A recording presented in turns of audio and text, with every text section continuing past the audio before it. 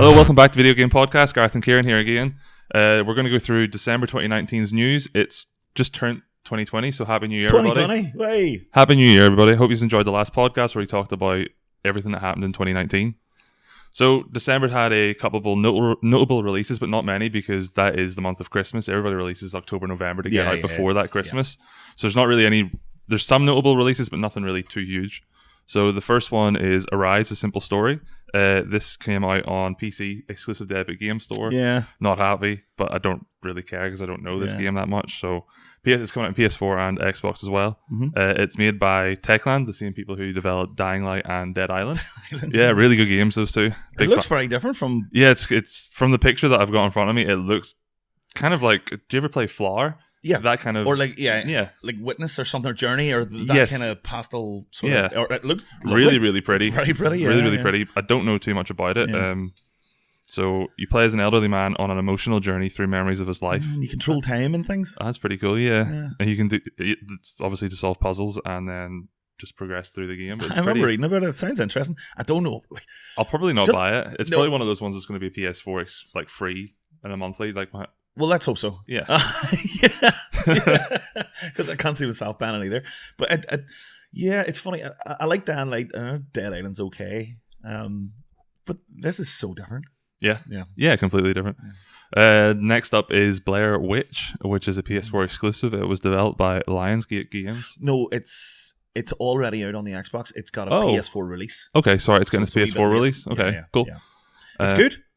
It is. It's a first-person horror game. It's a bit like Outlast. From what I can see here, it kind of reminds me of Slenderman. You know, like that. Yeah. That was about maybe eight years ago. That was really big. Played that. You never played Slenderman? No. It's just you walk around the forest with a torch and you see Slenderman and you freak out because he gets closer all the time. Or there's that Sasquatch game, or no, not Sasquatch. Yeah, Sasquatch. Yeah, Yeti Hunter. I can't remember what it's called. It's obscure PC games. Yeah, they're all weird torch games. Yeah. No, it looks cool. I played a wee bit of it because it's on Game Pass. I'm going to play it with Kayla. Yeah, okay. And get very scared. Actually, I might do it tonight because we don't know. We're going to go see Star Wars tomorrow. You're going to see Star Wars tomorrow? Star Wars tomorrow. Cool. Mm-hmm. So next up is Ancestors: The Humankind Odyssey, which is getting a PS4 and Xbox One release. This is the one I was talking about on the last podcast that I was going to get for Kayla. The one we had as a primate. Turns out there's no physical release, so she didn't get it for Christmas. I believe the reviews aren't brilliant either. No, these kind of survival games never release well. It's kind of like they're just kind of known for it. Like DayZ, whenever it came standalone, it only released last year for its first version. And I mean the development for that's been bizarre. But there's also Ark Survival. Is that what it is? Yeah, I haven't played that. I haven't played it in a long time. Yeah, it's became a huge game. But see, whenever that released, it was slaughtered for terrible performance and just being a bad game in general. It just seems to be a common theme with these survival games is that they maybe don't test them thoroughly enough because it's such a big scale. It's impossible to get everything right. This one looks particularly good. The visuals and stuff in it look very good. Yeah, it's got that kind of pretty standard survival graphics to it. I think it kind of reminds me of Rust a little bit. Or like sort of Skyrim. Very, very, very pretty, but from a distance. When you start getting up close to things, then things start getting a wee bit ugly. You control a lineage of apes surviving facilitate evolution, so you're just kind of progressing it. That's pretty cool. When Kayla seen this for the first time, it was on some stupid Facebook trailer thing. Yeah. And she was, look at this. And so, but unfortunately it's digital only, so she'll probably get it at some stage, but I wasn't getting it as a Christmas present. Another one, PC got its release for Detroit Become Human. I've recently played that on the PlayStation 4, and it is a lot of fun. It's a really good game. Yeah. Really enjoyed it. What does it rank compared to the other Quantic Dreams games? Like Beyond and Heavy Rain. Second, still not as good as Heavy Rain. I love Heavy Rain. I played Heavy Rain. There's only one ending I haven't gotten, and I only realised this whenever I looked at my trophies to see how far off of platinum I was. I have to do something different on the Big Bear route.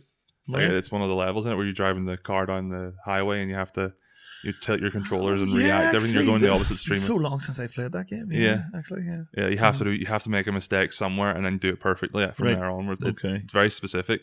Yeah. It's one of the only trophies I'm missing, it's one of the only trophies I'm missing, but it's missing because that gives you a different ending that I never knew about. So now you have to go back and do it. So I have to go back and do it. So I bought a PlayStation 3 controller because the trophies, the one that came out in PlayStation 4 is a different trophy set from the one in PlayStation 3. Okay. So I was like, there's no point in me playing this if I'm trying to get the platinum and playing it on the PS4. So I had to buy a PS3 controller again with the 6-axis controller in it. And whenever I got it, the 6-axis didn't work. I'm fuming. Do you know what? I've never thought about that. And you're right. There's a lot of games that have a whole trophy set on the PS3, and you've probably got loads of the trophies. Yeah. But if you get them as like a sort of digital version on the PS4, then that's the sort of almost the PS4 version, and it's got its own set of trophies. So you don't carry them across. No, you don't. No. So you can effectively. That's mad. Platinum the game twice, yeah. If you wanted to, yeah. if you really wanted to, you could platinum the game twice. I don't care about trophies at all. Some people do, I understand that. There's certain games that I think deserve the respect of getting platinum by me. So one of them was Spider-Man. That was the most recent one I did. I actually really enjoyed it. Yeah, I really thoroughly enjoyed it. I may go back and do this if it doesn't eat up too much of my time. Okay. But Heavy Rain's definitely more deserving of it than this. Okay. But don't get me wrong, it's an excellent game. Yeah. The storyline's fantastic. This is Detroit? Detroit, yeah. I played this with my girlfriend, and I killed the main character in the first act. The very, very first scene, one of the main characters. Is there not multiple characters? There's multiple lineages, so I killed one of them off from the first scene. I couldn't believe it. Yeah, I remember killing the girl in Heavy Rain, making her jump off that ledge because the building's on fire, and you're thinking jump or not. And I was like, well, obviously jump. Why would you be out there if you weren't going to jump? And then I was just bang it. Dead land on the floor. Where the fuck did that come from? Yeah, some of the words that are used are a bit weird. Yeah, I honestly, even thinking about that, and I've played through that a couple of times, and off the top of my head, I can't actually think what else you can do. What else can you do instead of jump off? I can't remember. You must be able to climb down and just burn to death instead. Yay! Right, so that's the notable releases in December. Detroit's probably the standout one for me coming on PC. But if you don't already have it on PS4, then it's definitely a really good game to bring out on PC. It was free through PlayStation Plus a few months ago. I remember, so a lot of people will have this. Yeah. I'm not 100% sure if that's... Because I vaguely remember seeing it on the Epic Game Store. And so this may be a Steam or a general release. Oh, okay. I'm not quite sure. I know I'm fairly confident you've been able to play Detroit on PC for a wee while now. Oh, really? Yeah. Oh, okay. All right. But... Now that I'm really thinking about it and it's coming back to me. So is that even news now? Yeah, it's always news. Right, so the upcoming game releases in January. We have Yakuza Like a Dragon, the next addition to that series. You seem to always get a Yakuza game in January. Start of the year, it's like stick out a wee Yakuza game. Yeah. Then Dragon Ball Z Kakarot. I'm assuming that's just another Dragon Ball Xenoverse fighting game. Just probably a fighter. Yeah, I'm not entirely sure what that is. I've stopped following Dragon Ball Z. Yeah. Tokyo Mirage Sessions on the Switch. I don't know what that is. No. Gareth.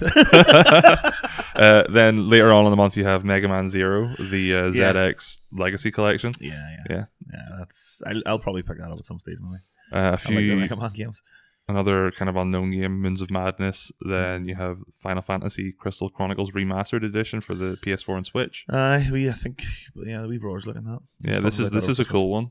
Oddworld Stranger's Wrath HD. Oh yeah, it's for the Switch. Yeah, I never played the original. No, Oddworlds are good. I played the original Oddworld Abe's Odyssey, but I didn't play. I assume, given that it says HD at the end, it's a remake of a previous game. It could well be. I'm just excited that it's an Oddworld game. Yeah, I really like Oddworld. Because there was.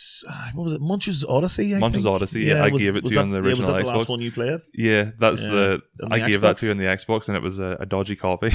Yeah, I think out of the back of a car boot. Yeah, well, it still works. Yeah. Rugby 20 releases. I don't even know who develops Rugby 20. I'm going to assume EA because EA do sports games. Probably. I love rugby, but I'm really not interested in playing on my console. Do you ever play the rugby games? Do you know what's thought of that now? Yeah. I played the rugby game. And this is another thing. You've started watching the darts. Would you play a darts game? No. No. I can't imagine how that would be fun. They're pretty accessible for me to go and do myself, you know what I mean? If I wanted to go do them, I'd just go to the pub and throw darts at a dartboard. If I wanted to play rugby, I'll just go out to the field and play rugby. Yeah. It's different. You can do that with football, but it's different with FIFA because it's got its own. Yeah. Like it's got a really heavy compact community that's very Well, I don't know. I mean, at any stage, I could just go out into the street and start kicking people in the face, But I like to play Street Fighter or something, just in my downtime, Other releases are Journey to the Savage Planet, Pillars of Eternity 2, Deadfire. That's Pillars of Eternity rings a bell with me. Oh, right. It rings a bell, but so basically, we know nothing about anything that's coming out at all. Yeah. There's no real big releases here. No, there's not. And then Through Darkest of Times comes out on PC on January 30th. That's usually the case. I mean, everything slows down in January anyway. Everybody's trying to recover from the money that they spend over the holidays, you know. Absolutely. So the upcoming free games in January for PlayStation Plus, Xbox Games with Gold, and Switch Online. So on PlayStation Plus, you get Uncharted, Nathan Drake Collection, which is pretty cool. Yeah, the only issue at the minute I have with Sony and PlayStation Plus is the games that they give you with PlayStation Plus tend to be games you've already got for free through PlayStation Now. So as it happens, like I'm still paying for PlayStation Plus. I don't really play online games. The only game I would play with any regularity online on the PS4 GTA. Would be GTA. Yeah. And when was the last time we played that? It's been a while. Yeah. But I'm still paying for this. Yeah. And the Plus games, I haven't had a Plus game that I've went, wow, I don't have that, or wow, that's a really good game. You know, don't get me wrong, the Uncharted collection's great, but I mean, it came out at was that not a launch title? It was a launch. Well, that's the just first 3 games. That's just 1, 2, and 3. Yeah. And then that came out before 4 came out, I think. No, it was out long before 4 came out. Was it? Yeah. Oh, definitely. Wait, but was that not a PS3 title? Was that not out on PS3? 1, 2, and 3. The collection was it not? There might have been, but not this one. No, this is the PS4 collection. But no, what's the order? There's Goat Simulator as well. Goat Simulator as well. Goat Simulator is a fun game. Yes, it is. It's a fun game. It's a very old game, but it is actually. But I think I don't know if I've got this right. I don't think it's actually currently free on PlayStation Now, but it is free on Game Pass. Okay, yeah. So you can play it for free. They're just free games that you can play different places. It seems to be. I mean, I can understand where this happens. You know, developers or publishers will approach Sony and say, "Look, we want to add our title to your streaming platform." And then they'll do the same thing with Microsoft. Yeah. So you end up with very much of the same games on both services, you know. And I'm one of the very few people that's stupid enough to sit and pay for both of them. And I pay for the Switch Online as well. I have 3 years of Switch Online. Yeah. Because I bought my first year. I didn't realize the payment had gone through, and it wasn't giving me Switch Online for whatever reason. And I made another payment, and then I got 2 years, and then I got a free year as well with some purchase. Okay. So I've got 3 years of Nintendo Switch Online. Happy days. Happy days. Brilliant. I can play Mario Kart for 3 years. Yeah. Honestly, that's pretty much really all I use it for. Yeah. Well, no, I do. I play Pokemon Online with it now as well. Yeah, you do. No, I play the SNES games. Yeah. You know, and you need access to. Yeah, well, actually, I'll just jump onto the SNES games now. Actually, and Tetris 99. Do you know what? Now I think about it, you play more. I play more online games on the Switch than I do on the PlayStation. Wow, never considered that. There you go. Right? So the Switch Online games, they're the SNES ones. It's Star Fox 2, Super Punch Out, Kirby Superstar. Sorry, yeah. Breath of Fire, Chrysalis, Journey to Silas. Yep. Cool. Okay. Sorry, the last 2 there were NES games. Yeah, sorry. Yeah. Then Xbox Games with Gold, you have Styx, Shards of Darkness, Batman Telltale series, pretty cool. Yeah. Again, that's kind of cool because Telltale they're not selling games anymore. Telltale at the minute. What do you mean?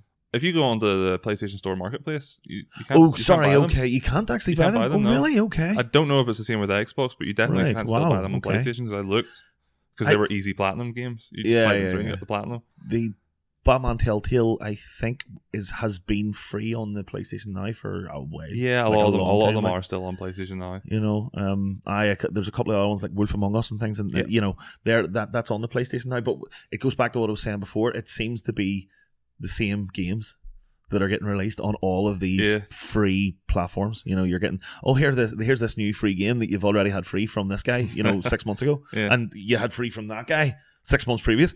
I don't know. It's when all this started coming out, I remember on the PS3, the highlight of getting free games from any of either Microsoft or Sony for me was BioShock Infinite on PS Now, on PS Plus on the PS3. I think it came out, it wasn't even a year after the thing dropped, and that's a huge game.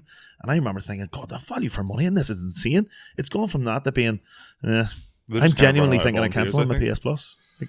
The other last big one I remember was Detroit, PS4. Yeah, but again, why did you get Detroit? That was because they gave you Pro Evo. They give you last season's Pro Evo. And everybody went, what the hell is this? Get rid of that. Yeah. So then they put out Detroit, that's true. And you got Heavy Rain free with it as well. Yeah, you did. The other 2 games with the Xbox games with gold is Tekken 6 and Lego Star Wars 2, the original trilogy. Yeah. So, very cool. The big news stories in December. The PS5 controller patent has been submitted. Yeah.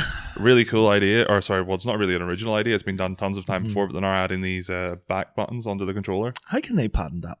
Well, they're not patenting the actual ability to do that. Is that not what they're doing? No, they're just patenting the controller. So their design is now, it's not just specifically those buttons, it's the whole controller. Okay. So the functions of the controller, the form they factor don't and own, everything else. Yeah, okay, fair enough. It's the placement isn't final. So the buttons on the back are just pretty standard Pro buttons. They're programmable, I think. Yeah. Which makes sense. It's going to change for every game you play. I think they're adjustable as well in terms of where they sit. I think angles and things like that you can move them. Oh, like tilt, like go back in. Or so it's been speculated. Really all we have are these little diagrams. That have been submitted. Yeah, they're little sort of, cross-section diagrams. The biggest thing that I've noticed on the new pad is there's no PlayStation button. Oh, wow. So how do you switch it on? Oh, wow, there's no PlayStation button. Please tell me it's not voice commands, please. Oh, that would be terrible. Please. And where the PlayStation button is, there is a little... Isn't that just a wee flat panel, let me see? It's just a wee dot. Yeah, it looks like it's... The speaker's still on it, and the touchpad's still on the PlayStation controller, which I like. I like the touchpad. It actually worked really well with Detroit, funny enough. They use quite a lot of it to like read magazines on the screen, and you're like... If there's certain like kind of flowing motions, like spray can on a wall or something. Oh, I know what you mean. Yeah, you use it for that. It's pretty cool. Yeah, I think the most I use the touchpad for is typing because it's dead handy. You sit with one hand and you just move your finger. And, yeah. It's easier than using the D-pad. I really hope they're going to learn from Microsoft's mistake with the Xbox One and not make a voice command it. Because you're going to have some troll that's going to make his online name PlayStation 4 turn off. And everybody's going to look at this guy, PlayStation 4 turn off. And they're like, no! I know, I've seen so many videos that, there was a guy playing Call of Duty. This came up recently on my Facebook feed. It was really, really funny. And the amount of people just going, I don't want to say this guy's name. Oh, what is his name? And then he says it. Oh, I see it. It's Xbox turn off. Oh, no! And then it just cuts off.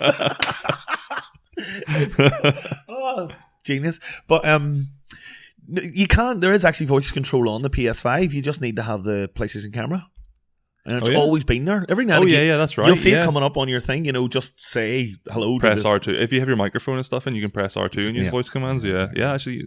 But it's very, what's the word? It's not intrusive. No. It's very behind the scenes. Sure, the Kinect was pushed with the Xbox, original Xbox One. Yeah. You couldn't buy an Xbox One without a Kinect when it first came out. That's right. And they forced you to have it plugged in. And they were trying to force you to be online all the time, if I remember, the Xbox One. I remember hearing something about how it's always watching it, even when it's turned off. Yeah, some crazy stuff. And have you seen, there's a really good feature of the Xbox One Kinect, or maybe the Xbox 360 Kinect, but it is the Microsoft Kinect functionality being used in Paranormal Activity. Have you seen that movie? Yeah. And because of the way it's fantastic. Like, the movie's all right. But if you have any interest in how Kinect works, this displays it tremendously. So you see sort of night vision from the camera's point of view, and the whole room is just covered in dots, right? And when something moves, the dots move. Right? So that's how the Kinect knows when there's movement. So obviously this is all to do with Paranormal Activity, and it's a brilliant way of showing you when these apparitions are moving through the room, but you can't see them, but the Kinect is picking them up. Do you know what I mean? That's pretty cool. Yeah. It's fabulous. Yeah. It's honestly, it's kind of worth watching the movie if you have any interest in gaming. You want to know how the Kinect works. Watch Paranormal Activity, but skip through most of it because it isn't actually that good. Facebook have a gaming platform. It's just going to be a streaming service, kind of similar to what Stadia will be. I think it'll, or that's my assumption. Arcade, maybe even. Yeah. Is it going to be putting the AAA titles? Well, from the screenshot that's here, they have Rise of the Tomb Raider is probably the biggest game on there, but. What is it? They bought out Giga something. What do you call them? Spanish crowd. Yeah, they Play Giga. They Play Giga. So they bought them in December. They already have a streaming platform, but it's not to say that. I think what you're looking at here is actually their streaming platform. Yeah, absolutely. Yeah. So this obviously the Facebook thing doesn't exist yet. So whether or not, because there was a few quotes. The guy said that they're going to continue doing the same thing with a different objective or something. I can't exactly remember the wording of it, but it was usual PR crap, to say that, things are going to be the same, but we're all excited and that kind of thing. But there's no confirmation whether Facebook are going to keep it anything like it was before. Yeah.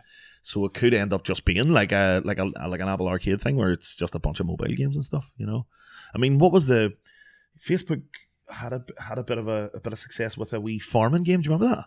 Farmville? Something like that. It was some farming game Farmville, on Facebook, like the really old Farmville game. Whenever Facebook first kind of started getting popular, loads of people were playing it. Yeah. So, and see, the thing is, the whole thing with these social media platforms, they are games in the format, in the way that they're set up, because there is a way to do them. There's a way to be good at them. Oh yeah. And that kind of way. And in the addictive nature of it, in the way that you interact with that software, is very much like a video game. So. Yeah, I mean, I think social media and video games go hand in hand. Absolutely. Yeah. I mean, even from the days of sitting on, MSN Messenger and playing drafts with your friend across the internet, it's always been there. So I think this was only a matter of time before they'd done something sort of solid that, that was their own. If it's pushed right and it's got the correct kind of service and hype behind it, like the correct kind of backing from all their game developers, if it's going to push AAA titles, it's going to compete with Stadia. Yeah, and it's going to I think it's a good. A lot of gamers will say, "Oh God, this is more mobile gaming or more casual gaming, and it doesn't suit the core market." And all this sort of nonsense. But the thing is, we all love games. We want everyone to love games. Yeah. And is there anything more widely used on the planet than Facebook or social media site even? Yeah. I mean, of course, there's people that don't have Facebook, but I mean, it's everywhere. Everybody knows what it is. Everybody uses it. And if Facebook are pushing games, then it's only going to make it more popular, isn't it? So a good thing. The next story is interesting to me as a PC gamer.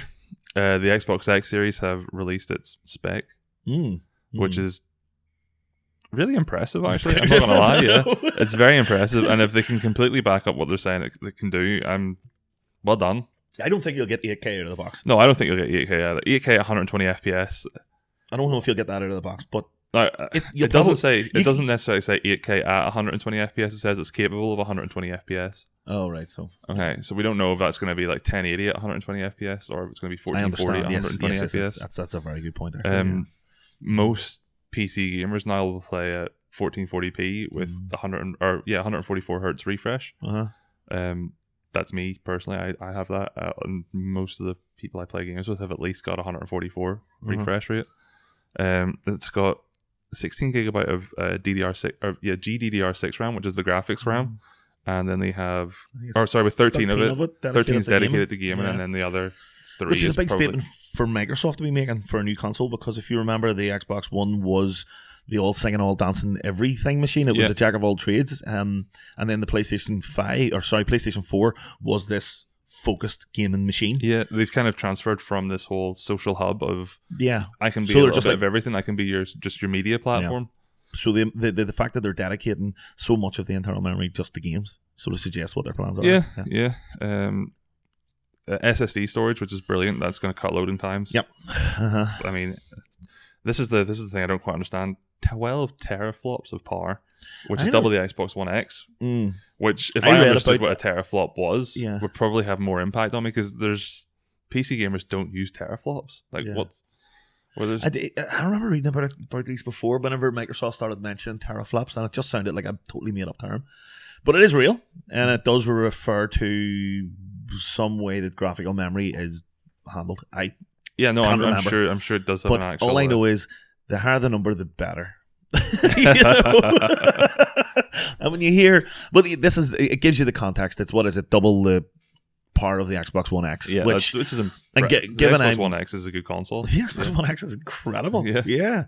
And if it's twice as good as that, maybe worth the money. But there's no mention of price here, which is always the kind of worry. Same with PlayStation 5 at the minute. Although I remember I think they PlayStation 5 said that they'll keep it under 500. Yeah. They had a few leaks, and I think the original price was up near the 1,000 mark, and people were like, "I ain't paying £1,000 for a console." No. I wouldn't pay £1,000 for a console. I just put £1,000 on my PC. Yeah, I mean, there have been horrendously expensive consoles down the years, like the 3DO and all this kind of stuff. These were mad expensive. And then obviously you had the likes of the Neo Geo and stuff, but that was justified at the time because they were giving you something that absolutely nobody else was giving you, in the sense that you were getting an arcade cabinet effectively in your home.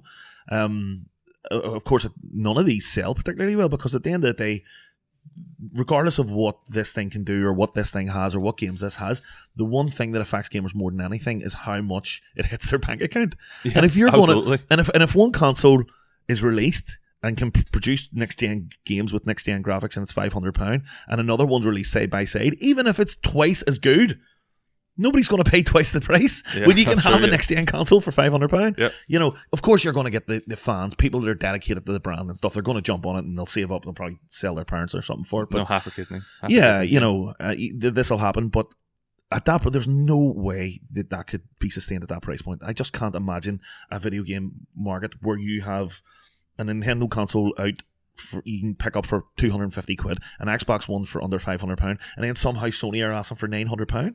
Yeah, it doesn't make sense. It's crazy. Yeah. It's crazy. So the other thing that is kind of releasing this is the controller. It's more or less just going to be the Xbox One Pro controller. The Elite one, it looks, the D-pad's the same. The D-pad's the rolly it's like one. A little disc. Yeah, it's a little disc one. Uh-huh. I got a controller recently for my Switch, which came with an exchangeable D-pad. You could swap it out with a normal one for that kind of rolling one. Oh, yes. And I think it's quite nice, actually. See, especially for Street Fighter, really? It's very easy to get those. Well, not on that, because look where it is. It's still in the middle. Still of in the middle, but that's the Xbox. That's the Xbox controller design. I know, but I've said before, see anything that doesn't suit the way I play Street Fighter, I just don't entertain it. Like we did sit on New Year's Eve and we sat and played a lot of Street Fighter on the Switch, and I was using the inside of the pad, but I do struggle. Yeah. I definitely do. What was, because you'd beat me in one of the matches? What were we playing there? Was that not Mortal Kombat? No, that was beat Planet. Yeah. Oh yeah, no, it would be Street Fighter. It was one of the ones. There was a Street Fighter game. You beat me in Street Fighter, and Third Strike. It would be. Yeah, that's all we play when we're in your house. Yeah, well, Third Strike is the best one, and it's the one with Akuma in it. Yeah, I know a lot of other ones have Akuma in it, like 4, and I know 5 has. We had to unlock it in 5. And I know. Yeah, get away from that. But I'm a fan of that D-pad. I'm not a fan of the Xbox being inside. I prefer the PlayStation one, but I'd be there too. Yeah. They can't copy everything. PlayStation controller, only the share button. Yeah. Only the share button. They put the share button on. I think that's a bit of innovation they missed in the last console. Yeah. Now that's seated me and you. I miss it when I'm playing the Xbox because things happen and your instinct is to automatically share it and stick it in a WhatsApp group. Look what I just did. Absolutely. You know, or fired up on Facebook, but you can't even. Yeah, this is nothing to hype us. This isn't anything new to me and you, because as PlayStation 4 primary console players, it's always been there now. Yeah, this is just them catching up to a little bit of innovation. But I'm glad it's there because like the Xbox does record your gameplay. It's just not as handy to produce those little videos as it is on the PlayStation. You know, it's literally like 3 or 4 button touches and you've got a video you can send wherever you want. Mm-hmm. So another big release in December, reveal in December, Hellblade. Senua's Saga. Yeah, Senua's Saga. Yeah, this is your thing, please. I've seen Hellblade on the shelf and I've taken the extra time to look at it. Yeah, and be like, this looks great, but I'm waiting for it to come down in its price a little bit. Absolutely. I mean, it's the first one's been out for a while now. It came out 2019, or I think was it May or April? It came out it released on the Switch. I'm not going to talk about it loads and loads because I did in the last one. I pushed Hellblade hugely. It's a fantastic game. The new one we don't know a massive amount about. The biggest thing for me is that, well, I want to know how the story's going to progress because of the whole mental illness thing, because it seemed as though at the end of the first one that she'd sort of overcome an awful lot of things. So I'm interested to see how the next one's going to go. But what's depicted in the trailer is Senua with war paint on her face, screaming at the camera and sort of chanting in some sort of form of, it's like almost like a Celtic sort of, you know, there's a beat. Okay, yeah. You know, it's like a big like chant. A marching beat. Yeah, that kind of thing. And she's got a huge army behind her as well. So this suggests that something has occurred. I mean, given the way that game ends, and you know what the real story is, you know that her village is gone and the people have been wiped out, so she really has nothing to go back to. So I wonder, could this one be a prequel? Okay. And possibly a story about how Senua was maybe cast out by her village or something like that. We really don't know anything about it, but the absolute biggest thing is this is all in engine. And if anyone hasn't seen this, go and look at it. It is incredible. Wow. It is incredible. This is all in engine. Yeah. So that it's not what you're going to get playing the game, but that is what the engine is capable of. That's But you're gonna get something similar, and the cutscenes are probably going to be like this. If you've ever seen a video game trailer for a game that's coming out on a new console, it won't look the way it looks in the trailer. It won't. I mean, look at Spider-Man. That was halfway through the thing, and that puddle, and the whole internet went mad about it. But this is what happens. They're going to put out the absolute best looking version of the game that they can, and then they're going to spend the next year or so trying their very best to hit that mark. And by the time the release date comes out, they might not have got there, but they're going to get very, very close. It's a lot of its optimization balance, because they'll have this developed they'll have this trailer developed in the engine at a very, very early phase. It's running with no process. It's literally just producing the video. Once you add all the processes onto this one thing, exactly, it starts to spread the resources. Everything spreads out. So, PlayerUnknown teased Prologue. So Brendan Green, PlayerUnknown. I'm a big fan of Brendan Green. Started his own company now as well. This is the third time he started his own company. His own development company. Yeah, this is the third time. Oh, really? Is it? Absolutely. He started his one. So good man. Brendan Green. I'm trying to get this right. He was a software developer, just before he became a games developer. He bumped into some Brazilian broad who he went to Brazil, married, and she stole all his money, kicked him out into the street, and he was left in Brazil. That was it. He had no money to his name, and then he fell into this little pool of depression. This is his own kind of legacy story. This is his. This is his. If he sees this, he'll appreciate this. Okay. So he started developing for the Arma 3 mod, not Battlegrounds. Was it Battlegrounds? It doesn't matter what it was called. I can't remember exactly. It was slightly different from PlayerUnknown Battlegrounds. Slightly different. So he developed that. Then he started his own. He got his money. He got money in from that. He moved back into Europe, and he started Blue. I'm gonna say what's on my head is Blue Balls, because of Dr. Disrespect. That's what he would always call them, because they were just a terrible company that didn't listen to them. Okay, but they're not that bad. Blue Hole, I think it's Blue Hole. Okay, so he started Blue Hole Development. They're the ones that created PlayerUnknown Battleground, and then they were bought by that Chinese company that buys everything game related. I can't remember for the life of me, but they developed the mobile version of the game. I'm impressed that they developed the mobile version of the game, and they bought a big chunk of that company. They also bought a big chunk of League of Legends at the time as well, and they got their fingers into a lot of other kind of mobile. Do you know how there's a really long period of high quality mobile games that came out? Yeah. They were all developed by them, and I cannot for the life of me remember any. You're okay. Don't worry. I wrote the show notes and I passed them to Gareth last night, so he literally read this first time this morning. He hasn't actually researched this. This is all off the top of his head. Off the top of my head now. So cool. I mean, this is the third time Brendan Green's done this. He's been a success every time he's done it. So this is going to be interesting. What I'm wondering is, whenever PUBG was at its highest, there was a release trailer for a single player version of the game. I'm wondering if this is maybe the branch coming out now to start working on that. Right. Okay. It's this prologue trailer. It doesn't show you an awful lot. No. Right. What you get is the view of a person, first person, standing in a very sort of dense wood. There's sunlight coming through, but the weather very quickly changes. It starts raining, and a thunderstorm, lightning, and it starts striking and everything else. You can hear a dog barking in the distance, and the person that you are looking through the perspective of, they're breathing very heavily and looking frantically around them, and that's it. That's it. Just nothing else happens. That's all you have. Prologue, and then it just comes up and says prologue. Yeah. So interesting. I was reading a few wee bits and pieces about what PlayerUnknown was saying about it, and it's to do with pushing sort of new technologies in gameplay. Apparently, based on what he's saying, it sounds like this game's going to be quite innovative. Whether that's going to be in terms of the actual functionality and gameplay within the game, or in the way that the narrative is delivered, I don't know. We don't know anything about it really beyond that. But the fact that it was announced, it's news, and it's such a detachment from the PUBG, which is, Fortnite's the one that everybody plays, but PUBG's it's daddy, like, isn't it? Yeah. Well, PUBG was the successful uncle of H1Z1, King of the Hill. Okay, okay. Right, okay. But PlayerUnknown, Brendan Green was the kind of first one to... Well, it really all comes popularised from it all comes from that movie, the Japanese movie. Oh yeah, Battle Royale. Battle Royale. Yes, that's what it was. It was PlayerUnknown's Battle Royale. That's what it was in the Arma 3 version. That was the mod version of it. That's what it was called. Really? Okay. So it all stems from that movie. So he developed that. You ever see those movies? Yeah. Watch them. They're mad. Like, they are mad. They're brilliant. But that's.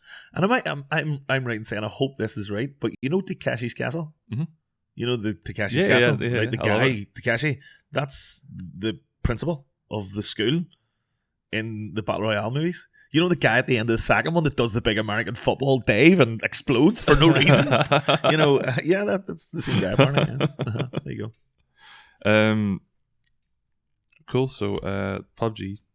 Interesting. Oh goodness, my notes. There we go. Right. So next up, Forza Horizon gets a Battle Royale mode. Now that we're on the topic of Battle Royale. You played this. It's fun. Yeah, is it fun? It is. It's a really good format. I have been saying to Chloe that we need to bring our Xbox up so that we can play some Forza because we're both into cars. Yeah. And I really enjoy racing games. Brilliant. Yeah. I can't begin to tell tell you how this good is this probably game the is. best racing game out at the minute is Forza. Easily. Yeah. Easily. Forza, they've always been at the height of there's nothing racing games. Absolutely nothing. Honestly, the closest racing game I can think in terms of overall quality, fun, and just overall is Mario Kart. It's so far ahead of games like Need for Speed. You can't even compare it. Like Gran Turismo, like all of the big ones, even Grid. I love Grid. I love Codemasters racing games. The gameplay is absolutely fantastic, but it's the immersiveness of Forza Horizon. There's nothing like it. It feels like an RPG game in a car. Okay. It's so good. But tell me about the Eliminator mode then. So the Eliminator mode, how it works is you drive to a section of the map and you wait until you get your lobby built up, and it's the same with any online race that you do in Forza. You go to a little place, hit your X button, and you just sit, and then it counts down, and eventually you're whisked away. So you're brought into a separate session with, I think it's 70 people. It's not 100. You're brought in with 70 people. The one that I joined, there was 50 to start with, but within about, maybe 2 or 3 minutes, it had jumped up to about 62, 63, and then it starts coming down. Because how it works is you just have free reign on the map. You go wherever the hell you want. You can turn around. You can disappear. You can go and hide. If you want, you don't want to deal with people. But there's rewards for interacting with other players. And how this progresses is I can drive up to you, and I'll challenge you by beating my horn. If you reply by beating your horn, then we're going to do a one-on-one head. And what happens is the game just puts a destination somewhere on the map, anywhere. And you can go by the roads because it'll give you like a little route, or you can go as the crow flies. Yeah. You just get there first. It doesn't matter. And if you get there first, you eliminate the other player and you get a car upgrade. So I started off with a little Mini Cooper. Okay. And then I was upgraded to like a big Ford Ranger. Right. Yeah. There's also car drops. So if you can get the car drop first, you can end up with like a Lamborghini Huracan or something like that there, And then when it dwindles itself all the way down, I don't know what number it needs to get to start the final destination race, because I never got past it. I think the lowest I got was in the 20s. That's pretty good. I won like 3 head-to-head races in a row, and then I got beat. But yeah, I think I was in some kind of rally car. I can't remember, but yeah, some kind of rally car I had, and it was great. And then some other guy in a different rally car beat me. So and because I kept hitting trees and I got stuck behind a little wall because I thought I would take a shortcut through the woods, and I just went horribly. So is it like other battle royale games where it'll like force you to together? Like is there time zones on the map? Sorry. So that's what happens is eventually it all starts bringing you in closer and closer and closer and closer. It's not as aggressive as something like Fortnite. I mean, the thing is the final act of this mode is that once it gets small enough and there's a little enough people, it'll go, okay, first person to this location, and you just go. Yeah. Drop whatever you're doing and go, and then if you're the first through it, you win the battle royale. If you're second, you come second. Yeah, of course, that's battle royale. Yeah. You know, that way. But that's pretty cool. But I have never made it long enough to get into the last little run. I like that. I like how they handle that. That's pretty cool. It's unique. It's a good way. It's very unique because it's usually just like a 1v1 or a 2v2. You can not get involved in anything. You don't have and just sit there in your little mini, and you might get really lucky, and the destination will be beside 100 yards up the road. Straight in. So there's a bit of tactics and strategy involved in it. I think the best way to do it is they just just go in and get stuck in, and if you lose, start again. But that's the beauty of battle royale games. If you lose, then you just go again. Just go again. Go again. That's no problem. And it's not quite something like Tetris. It's not like you could be in the next one before the other one even ends. Well, you know, there is a wee bit of a turnaround in this, so it loads out. It gives you all your stats. You get him walking back to his car. There's a load of balls, and then you're put back out into free mode, and then you have to go and go through it again. So it's not quite. It's not as good as something like Tetris in Tetris 99 in that when you get beat, you can just go again. You just go straight back in again. You know, I think Tetris 99 is probably the best example of that. Purely because it's just a hold a button and then you're back into a new one. But in like PUBG and Fortnite and the kind of first person shooter ones, while I can go straight back into another one, I kind of get attached to that life while I'm playing. So you want to sit and see who wins? I drop down and no, I don't want to sit. The way I think about it is I drop down and I'm making a story almost. So I'll go here and then I'll combat and move on. And everything I'm doing, I'm thinking about and processing. So it's building up like this little story about how I'm going to... It's weird. It really is. So I become pretty attached and I'll get really annoyed if I die with like really good gear. Like, so if I have like a level 3 helmet, a level 3 vest, and what's the other one you can... But you have to. I know you have to. If you win, you don't die. Yeah, but how often do you win, really? Like, I won PUBG a lot. Oh, PUBG. Sorry, I won PUBG a lot. Yeah. Not. Yeah. But if I lost and I had really good gear, I'd get annoyed. It's not as bad as if I'm playing DayZ, where you have to run for like 3 hours to get to this military base, and as soon as you get there, you get shot dead by somebody who's just beat you there. That's ridiculous. This is everybody has a fair chance to get in. But, you know what I mean? I kind of become a little bit attached to it. Whereas Tetris, it's just like, well, this game's happening. It's just get through it, survive. Yeah. You know what I mean? I prefer it like that. Yeah. I don't know. I like the snappiness. Quick fire, yeah. Just keep going, yeah. Because it doesn't give me time to get disappointed that I lost. Yeah. You know, you don't get a chance to process it. You're just straight back into the next one. Yeah. Another game that I get like that with, which is actually released on the PlayStation 4. This is our next story here. So this is a link? This is a wee link in, That was a link. Yeah. Minecraft Bedrock Edition released on PlayStation 4. Yeah. So Minecraft is... I don't need to tell you what Minecraft is. Your mum and dad know what Minecraft is, for God's sake. Yeah. It's brilliant. It's came out on PlayStation 4, so now the Bedrock Edition, that's the same version. Yeah, that's the same version you get on Windows 10, the Switch, and the Xbox One. Mm-hmm. So now you can play together. So you need to buy it so we can play Minecraft. Because I'm not joking, Minecraft is ridiculous. I've got it on the PS3 and I played it for a bit. I didn't enjoy it. You didn't enjoy it? Did you play with yourself? Yeah. That's why you didn't enjoy it. Minecraft is meant to be played on a server with people. Really? Absolutely. Okay. Absolutely. I built a wee house and all, and I was safe from the monsters at night time. And you were happy with that? And but the thing is that literally all? It's really funny because all I do is get into a 1x2 where my friend is 2 blocks over, and we're all both digging 1x2 straight through this 2 tunnels together, and all we're doing is talking to each other on TeamSpeak or something. That's how I play Minecraft, and it's just the excitement of, is this next one going to be an ore? Is this next one going to be an ore? Is this a diamond? Is this a diamond? That gets me. And then you have to run all the way back, drop all your stuff into the crate that you've made, and then start again. You just go back down to the bottom. Yeah. It's brilliant. I did when I played it. There was a few wee moments where I went like, wow. Right. So when you go off an adventure to yourself and then fall down a hole, you know, and then you find yourself in this big underground cavern walking, it's going, what? I didn't know this existed. Yeah, I remember playing Minecraft before that. I had never played Minecraft, and I just bought it because it was so popular, and it was like a $5, and it was like the PS3 edition, so I was like, well, stick it on, and I sat and played it, and I built my wee house. I knew what the story was because I had a friend that was well into it, and he was telling me, like, you need to do this, get your wee house or you'll die, you know. And I says, okay, so I did that, and I was happy enough for that, and it didn't seem to have anything else to do, so I was just walking around, and I literally slipped down a hole, and I ended up in this week, and I had this sort of dig my way to get out. Yeah. So I started going forward, and eventually fell through a wall into like a wee room. Cavern, yeah. And then when I walked out, it was in a huge big underground thing, and I was like, Jesus, like Skyrim. Yeah. I remember playing Minecraft before that was introduced. That was called the Caverns update, and it gives you it originally gave you like big massive like breaks in the earth pretty much, where there's like maybe 17 blocks of just a space and then a big crevice in below you. It's brilliant. See, whenever you first seen it, it was like, wow. It did. It's really wow. And there's like little torches all lighting away, and it actually looked kind of pretty for what it was, like, you know. Minecraft can be a pretty game. It really can. If you remember, I think we were speaking about this on the last podcast about how Epic have bought out Supersonic Acrobatic Power Battle Cards. Rocket League. Rocket League. Yes.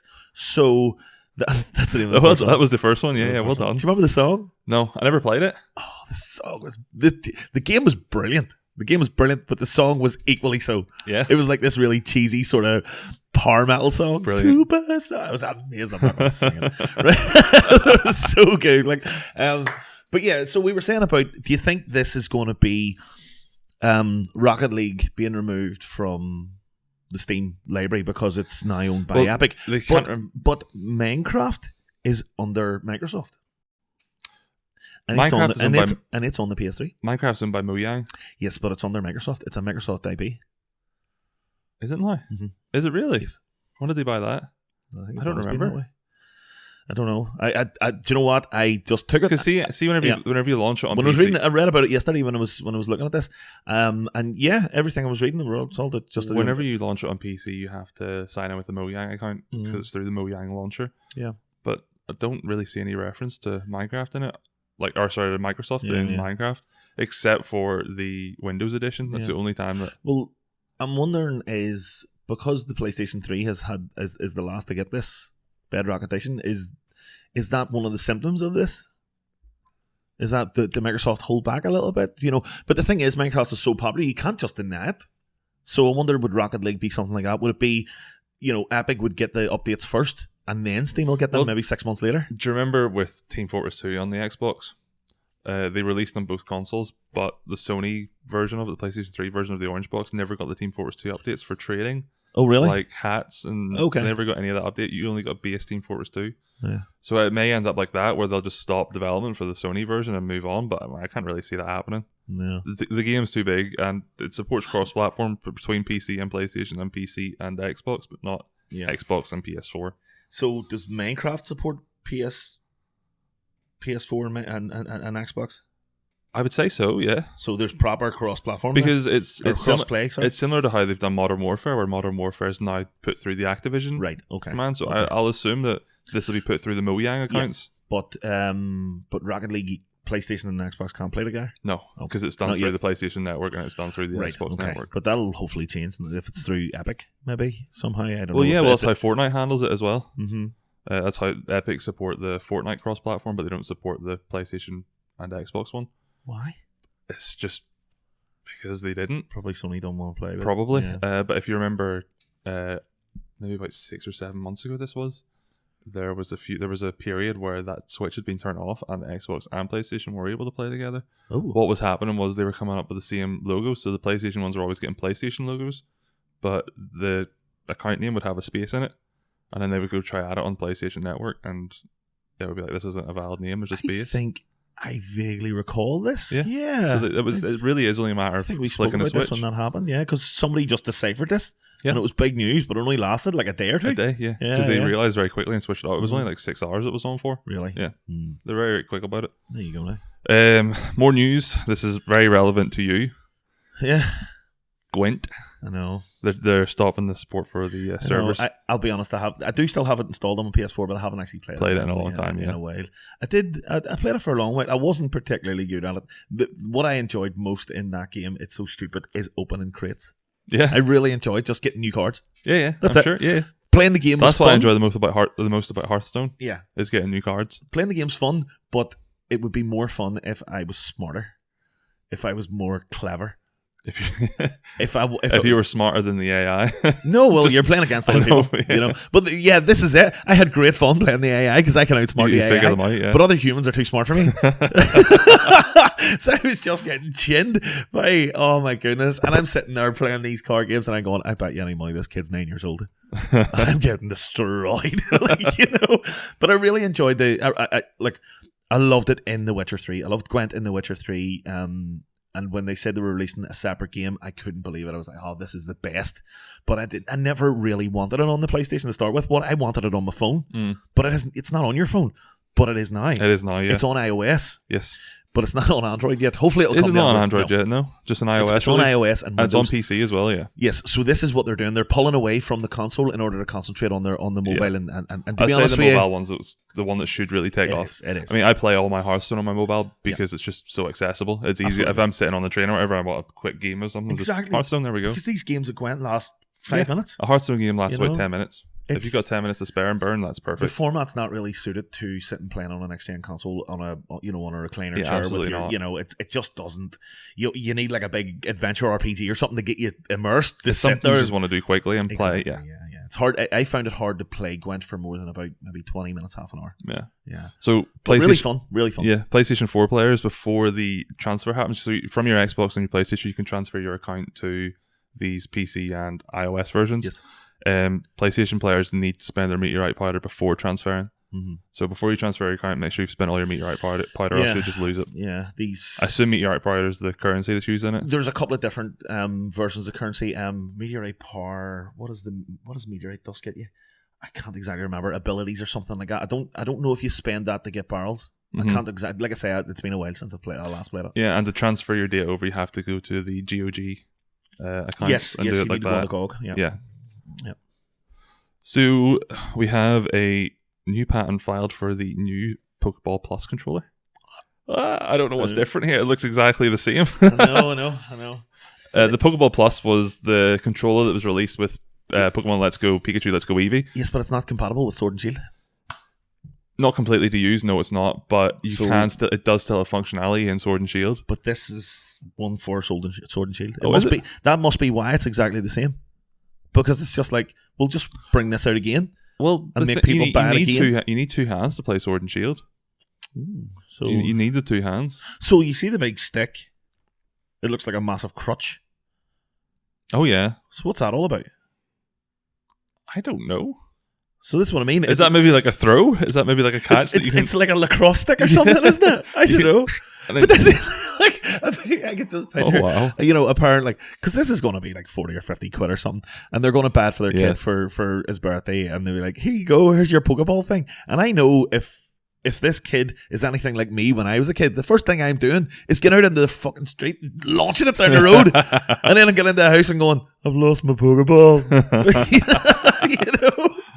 I really liked these whenever they came out for Let's Go. I thought they were really cool because you could. I've heard a few people saying they were very good. I mean, the most of the time I played Let's Go, I would always just pick the right Joy-Con off the controller and just off the Switch, and just play like that because it was just handy.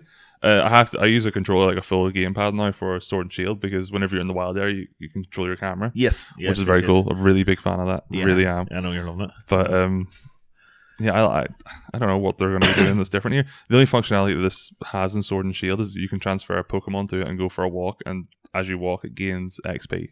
Kind of like the old Pokewalker that they had with Soul Silver and Heart Gold. Oh, really? Just clip onto your belt, you go for a walk, and your Pokemon gains XP as you step. Really? No, absolutely. That's it. That's a very clever way of getting kids out into the street, isn't it? Well, and walking around and things like that. Yeah, the Pokemon Company have really pushed towards getting people out. Do you know what I mean? Well, Pokemon Go is the best example of it. Yeah, and you still see like groups of grown men. Oh, absolutely. Suits, standing like on a Wednesday afternoon in the center of town, congregated around like a collection of bins. Yeah, it looks like there's a drug deal going there or something. Then you walk over and it's all like you expect Pokemon to see flick knives and they're all on their phones playing. You're playing Pokemon Go. Yeah, there's not much more to it than that. So that was December, yeah. No, well, there's another story here. We have the Rockstar tester reveals release date for GTA 6. I know. Now, I take this with a pinch of salt. Is this a reputable source? Like, is this a reputable whistleblower? It's anonymous. Nobody knows who this is. No, it's anonymous. So this is the thing. It's because yes, exactly, and I'm with you. I don't think take it with a pinch of salt. Don't believe it because you could just end up being disappointed. But this is like, I'm just reading the expected date. That's ridiculous. I know. What? Christmas next year? Yeah, late 2020 or 2021. No chance. No chance are they going to be able to develop a game like this whenever they've been focusing the development on Bully. Apparently, it's been in development since 2016. No, Rockstar it's all been focused on GTA Online. This is all my understanding, but apparently this is the case. I'm just telling you what he's saying. I'm not saying it's ridiculous. But the thing is, right? Once again, and this is the same thing as the last time. You're probably going to get something to do with GTA 6 in almost every single news that we do, right? Because the simple fact of the matter is, this is Coca-Cola. This is air. Yeah. This is oxygen. Absolutely. The gamers. Every single person that plays games plays Grand Theft Auto at some stage. So it's huge news. Even if it's it's 90% chance that it's total nonsense. This is just some clickbait bullshit, and that's the best way to put it. But it's a bit of hype. It's a bit of hype, and it's GTA, and so what? I don't care. I mean, even if it's even this tiniest little bit of a chance that it could be true, you know, it's worth talking about. But definitely take away a pinch of salt. Have you the quotes there? What did he say? The quotes? Yeah, what did he actually say? The details. No, there's no quotes here. No. I think he was. There's a few pieces of information that were given. It's going to take place in the 4 locations: San Andreas, Midwest, Liberty City, and Wade. Which is a part of Vice City. Yeah. There's 1 or 2 RV pieces of information there, but no, it's all quite vague, and it's all very this is happening and that's happening, and it's the release date thing that he says that it could be as early as the end of 2020. They'll maybe announce it then. I can't imagine so. I could see an announcement 2021 for GTA 6, but I can't see any. I mean, like maybe just like 3 years down the line after that, they'll maybe have it out. I'm not expecting our GTA game until about 2022. Yeah, the website that this was put up on as well has a bit of a sketchy history for stuff like this too. So definitely take away a pinch of salt. It's just clickbait bullshit. Yeah, but if you want to get hyped, I'm getting hyped. I don't care. Don't listen to him. Next, one of the last stories, actually, I think this is our last story. Happy birthday, PlayStation. Yeah. 25 years. Same age as me. God, that is mad. PlayStation is the same age as me. Mm-hmm. I am only 1 month and so many days older than it. There you go, now. There you go. So it's December 3rd, 1994. Did your mum do like some kind of partnership with another company to make like a CD version of you before you were actually made, and then they just broke away from that our crowd and was like, nah, we don't need you, we'll just make our own Gareth. You know, what I'm getting at is it's insane what PlayStation has become, given the fact that it was never supposed to exist in the format that it does, because the PlayStation was supposed to be a Nintendo console for a start. Right. Isn't there that one prototype going about of the? It's due to go up on sale in February. Yeah, I've seen this. I think the starting bid on it's $750,000, but people are expecting it to go for way more, into the 7 figures. Probably 2-3 million. Crazy. Easy. There's literally only one of these on the planet. You know. And it's mad. It's a piece of history like very few others, and I just hope that this is bought by some kind of group or museum that's going to display this for the purpose of allowing the public to see it. If it goes into a private collection, I will be extremely disappointed, because I've never seen this thing in person. And if this ends up in a glass case in a museum somewhere, then that means I can. You can go see it, yeah. If somebody buys this and puts it in their bedroom, then that's it. It'll be like your guy who bought the Wu-Tang album. Kept it himself. Yeah. I remember that actually. Yeah, that was a few years ago. Yeah, it's actually funny because he was the guy who got done for the hiking the price up of the HIV drug. Oh, really? What's his name? Martin Skilleris or something. Oh, that scumbag that nobody likes. Yeah, and before he went into prison, he made a live stream on Twitch saying that he was going to play the Wu-Tang album. And I don't know. I can't remember if he did or he didn't. But this is the only copy of this. This is the only copy of this. And he wouldn't rip it and stick it on the internet or anything. If you remember, with the purchase of that, he also agreed that at any point in his life, Wu-Tang could break into his house with Bill Murray and steal it back. So as long as Bill Murray's with them. That's amazing. That's the contract. That is so good. That's class. Brilliant. Is that really true? Yeah. That's true, yeah. Wow. That's really, really true. Yeah. Fair play to him. Yeah, that's cool. Yeah, I mean, PlayStation has been a huge thing for such a long time, and there's been 1 or 2 wee dips the start of the PS3 and stuff, but outside of that, this piece of kit has dominated the industry since its inception. It's insane. And some of the things about it back then, when you consider, like in 1995, because wasn't it 90? Yeah, it was 95. Yeah, 94. Yeah. So during at this point, nobody knew what was going to come. Nobody knew about. You could have surmised things like, you know, online gaming and, you know, what do you call it? Touch screens, touch pads, you know, voice controls. All online gaming was a thing, though. Oh, I know it was, but it was nowhere near mainstream. Near the size of it, yeah. And I mean, the PlayStation, the dial-up was the way you did that. Yeah, with the Xbox stuff we were talking about that. But the PlayStation didn't have any of these features, and I'm not sure, even at the very, very beginning, that Sony expected to be in the industry longer than one console. Yeah. because how many? I mean, there's been like Panasonic and Philips and loads of companies like Sony have tried to out get into it, consoles and just not lasted. So, and I remember at the time it was even considered, Nintendo and Sega and Atari even were sitting going, who are these pretenders? These guys, what do they know about video games? Sure, all they do is make like camcorders and DVD players, But as it turns out, because of that, their foothold in that technology industry, it's made it so easy for them to pump out high quality hardware because they can get it at the lower price. Yes, because Nintendo have never been a hardware company, and neither have Microsoft. They're software companies. Yeah. They outsource other companies. That's why Sony were going to build the thing in the first place. But they're able to put out a PS2 with its own DVD drive and all that kind of stuff. Am I right in saying that every Xbox One console that's sold has to give a certain percentage to Sony because of the Blu-ray drive in it? Oh, I have because Blu-ray is owned by Sony. Is that right? Blu-ray is Sony. Wow, I didn't know that. Yeah. They created Blu-ray. That's why the PlayStation 3 had it. It was the only one to have it. It was theirs. They created it. Every Blu-ray player that I wonder is it a coincidence Sony. Then that Microsoft are the first to go all digital and remove the Blu-ray drive. Remove the disc drive. I'm fed up. Fed up paying them guys. Why don't we just start pushing digital games like that? And Sony's like, no, we'll keep putting disc drives in. And I think the PS5 I think is gonna have an optical drive. But I hope so. But no, where I was going with that was things like the controller has barely changed in 25 years. That's true. You remember the original one was just the little just a really kind of classic joypad now, without the thumbsticks. Which is really weird. Whenever you got the PlayStation Classic, you got a controller without the thumbsticks. You're like, oh, this is not what I'm used to. It feels bare or empty or something. There's something missing. And in all fairness, Nintendo had all the N64 analog sticks were already a thing, and then the DualShock came along. The original PlayStation controller was it was redesigned based on the influence of the N64 and its analog stick. I mean, it wasn't the first control pad to have an analog stick on it, but because it was popularized and it was mainstream and it was being used for 3D games and stuff, and everybody was pushing 3D games at the time, it made sense. But then how that's progressed with very, very little overall change is, I think, really, really impressive. I know an awful lot of people prefer the likes of the Wii Pro controller or the Switch Pro controllers or the Xbox controllers and stuff, and that's fair enough. I personally don't, because like I've said before, where the D-pad sits and the actual quality of the D-pad has always been very, very good, I think.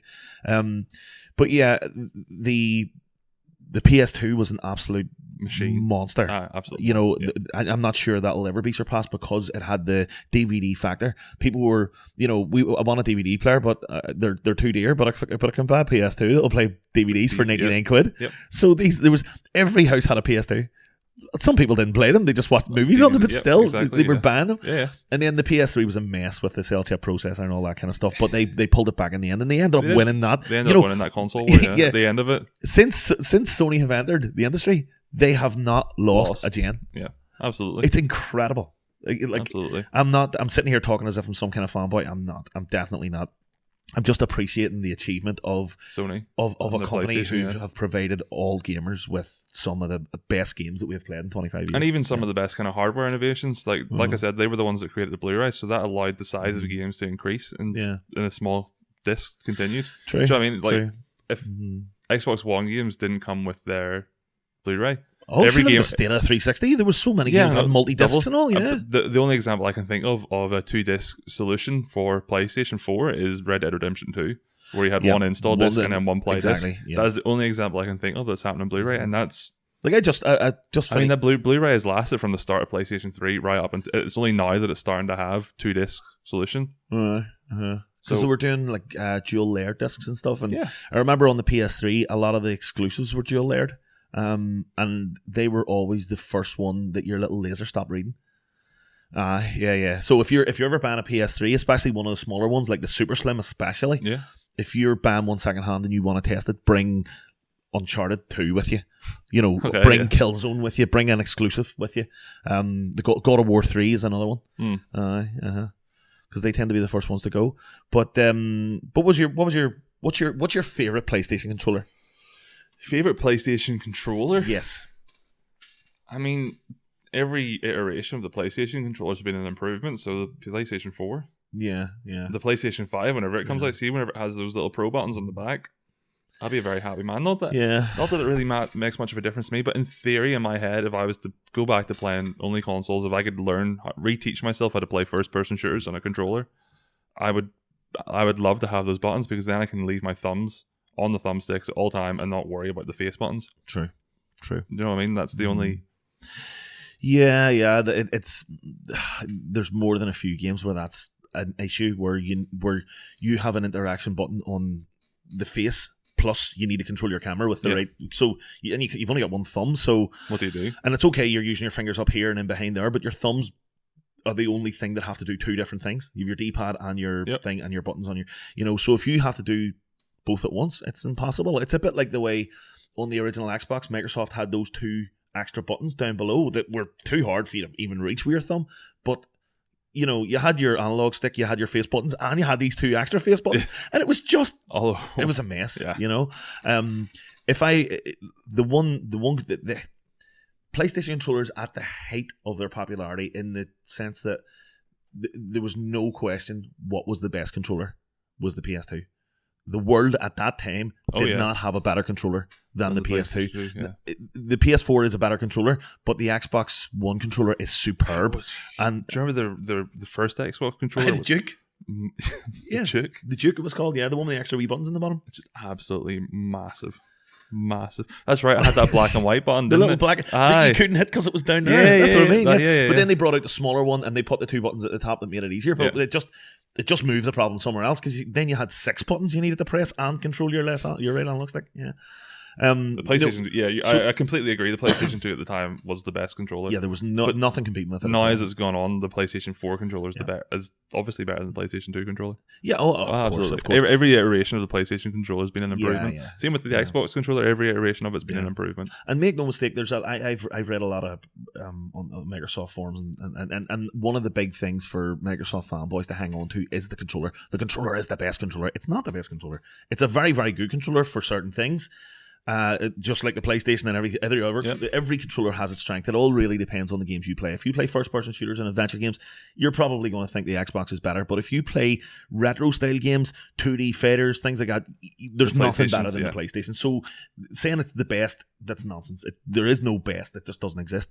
But you cannot deny the influence that the PlayStation controller, the original PlayStation controller, in the sense that you have that little bit that sits in the ball of your hand. Because up to that point, the only thing that was close to that was the Mega Drive, the big Mega Drive, sort of the coffee bean one. Yeah. Because it sat with like sort of curves.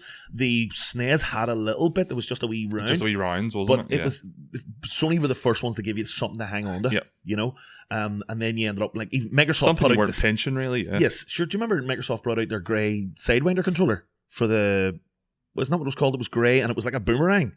For Windows, and it said Microsoft of it. It had like 6 buttons across the front of it, and it was like a big banana. Wow! And it would give you something to hang on to. So that came after, and then obviously the Xbox controller, with the 2 analog sticks, and people who would be fans of Microsoft. What about the N64 controller? Yeah, but the PlayStation 1 was out first. Was it? Yeah. The PS1 came out before the N64, but the N64 came out with an analog stick, and then Sony went back and redesigned it with the analog stick. Yeah, so I mean, take nothing away from Nintendo, and that's been the case for a lot of things, like the motion control. Nintendo did that, the Wii first, yeah. The Move are infinitely more accurate and more comfortable to use. Yeah. It's just to be fair, Sony aren't always first, but they always tend have a way to refine it. Whatever it is, they're very good at refining the technology. Yeah, so if you look at the Xbox controller. And honestly, if you move the D-pad and the analog stick there, it's the same pad. Yeah. I don't care what you say. Everyone, that's completely different. There's no way Microsoft copied it. They did. They absolutely did. They 100% did. Where they got their inspiration from was 50% the Dreamcast, because the Xbox was the spiritual successor to the Dreamcast. Yeah. And the PlayStation controller. Definitely, that's where their influence came from. Absolutely. No doubt. What about your favorite console? Favorite console? Favorite PlayStation console? We'll include the mobile ones in that too. PlayStation 5. I don't know. The thing that annoys me with PlayStation 4 and the PlayStation 3 is they're not all completely backwards compatible, whereas the PlayStation 2 was completely backwards compatible. So in terms of that there, where I could play my old games, PlayStation 2, but in terms of the console that I played the most games on, I had the most fun with, PlayStation 3, but then it's the PlayStation 4 is overtaken now that I've been playing it more and more and more, and I've been playing the exclusives and how good they've become. Like the Spider-Man, God of War games, everything's just been fantastic. The last few years for Sony have just been fantastic in terms of their game development exclusives. They've just pumped out some of the best stories ever made. Absolutely. 100%, yeah. Mm-hmm. The PlayStation 3 was the one I spent most of my time gaming on because it was the console that was out whenever I was a teenager. So coming home from school, sitting down, Modern Warfare 2 on, getting your tin of Monster, sitting, and you're just sitting there for all night playing with the boys. That's hard to beat. Yeah, that is hard to beat. Yeah, you're absolutely right. But my favorite console, like in every sense, like if I was sitting down, you'd never played games before, and you were like, I want a console to play, and I don't know what one to get. I would find it very hard not to point you towards a PS2 because you can buy them for nothing. You can get the games for nothing. The library is insane. It's really big library. It's bonkers how many games there are for this. It's mad. Yeah. It is mad. And then you've got the Japanese exclusives and all the it goes on forever. Yeah. The controllers are really reliable. They're very, very good. The consoles are good. They're reliable. There's really no reason not to recommend the PS2. I mean, I can say, N64, but it doesn't have any fighting games. It doesn't have any arcade games. It doesn't have any shmups. That's true, the controller's horrendous. The games are very dear. I could go say NES, but it's really unreliable. You have to blow the games. It's a nightmare. But there's very, very few. Like the Dreamcast, the controller's crap. It's the same. Dreamcast controller is crap. For most retro games, there's a lot of downsides as well to the as well as the pluses. Yeah. But I really, really struggle. Currently, right now, the PlayStation 2, it's definitely the cheapest because of its mass production and the amount of games that are out there as well. Not in terms of its library, but just volume of games that were published and created. Oh, there's so many. And there's so many really, really good iconic games, like the 2 Max Payne games. Yeah, right enough. The whole thing is just so good. It has a rake of absolutely tremendous fighting games. It has the Street Fighter Alpha anthology on it. It has Metal Slug anthology on it. It has World Heroes anthology on it. I might go buy a PlayStation 2. It's amazing. I love the PS2. I love it so much. And the best thing I love about it is the fact that even the most expensive games, you're talking things like, what do you call it? The thing Rose. It's like a Japanese sort of thing with Rose on the front. I can't remember the name of it, and it's very, very expensive. But you're still only going to pay about £100 for it. It's a mad amount of money. But when you consider something like Castlevania Symphony of the Night on the PS1 can go for as much as £500. The PS2 is a retro gaming collecting dream. It is absolutely fantastic. The only drawback is that if you ever need money and you have a room full of PS2 games, you're not going to it'll get you enough to buy a carry-out. That's about it. That's the only drawback. But you can buy the PlayStation 1 games as well and play them on the PlayStation 2 as well. I was coming on that. So then you've got the whole PS1 library. You've got two large libraries of great games to get through. And the PS1 controllers work. Do they? Yes, of course they do. Yeah, the memory cards also work on it as well. Brilliant. Yeah, the PS2 is just a monster of a machine. And even in terms of when I think back to the one that I had the most fun with, I can't see past the PS2. That era, that generation, I think it's amazing. Apart from the 16-bit era. The 16-bit era is my favorite. I think that was gaming at its very, very at its height. As far as I'm concerned, that's I'm biased because that's when I grew up. But when we were talking about PlayStation consoles, I can't see. What about the coming off of consoles? Staying on consoles but coming off the main consoles? What about the portable consoles and their shot at that? I've never owned a Vita. I've never owned a Vita. I've never owned a Vita either. The PSP, I loved the PSP. Really, really loved it. I bought it in day of release. And I have 2 hacked in the house, and I love them. Yeah, I love them. They're great wee things. I've never hacked my PSP, but I remember getting it as a kid and watching the Spider-Man 2 on the UMD movies, which was really funny. Yeah. But this was my first I really liked the PSP because it was just a really nice kind of interface for a handheld. Previously, the only handhelds I'd had were Nintendo. So the DS was pretty much the closest one to it at the time. And it did have a little interface where you could pick what game you're going to play. At the start, if you're going to play your DS card, you're going to play your GBA slot. Yeah. And then you can do other things like Picto Chat and share play and that kind of stuff. Yeah. That was pretty cool, but this was a nice proper interface where you could have file storage on it. It give you different things like games, movies. It was like a little media hub almost. Yeah, like a wee PS3. The wee XMB was very like the PS3. Now, the downside to the PSP was its little UMD cartridges. The amount of people that I had seen thinking they had to break the white for like to get the disc out to use it for their PSP. No. Yeah, a lot of people didn't realize that you just click, it's just like a cartridge. Yeah, it's a caddy, effectively, yeah. See, just because of handheld, to me, it's always, this is a cartridge, goes in. The exact same thing, the exact same process, open up, put the whole thing. People used to break these things open, and whenever they didn't come out easily, they would, instead of stop and be like... This came out around, like, mini discs and all were fairly popular. Yeah, like that was GameCube kind of thing, wasn't it? Mini disc?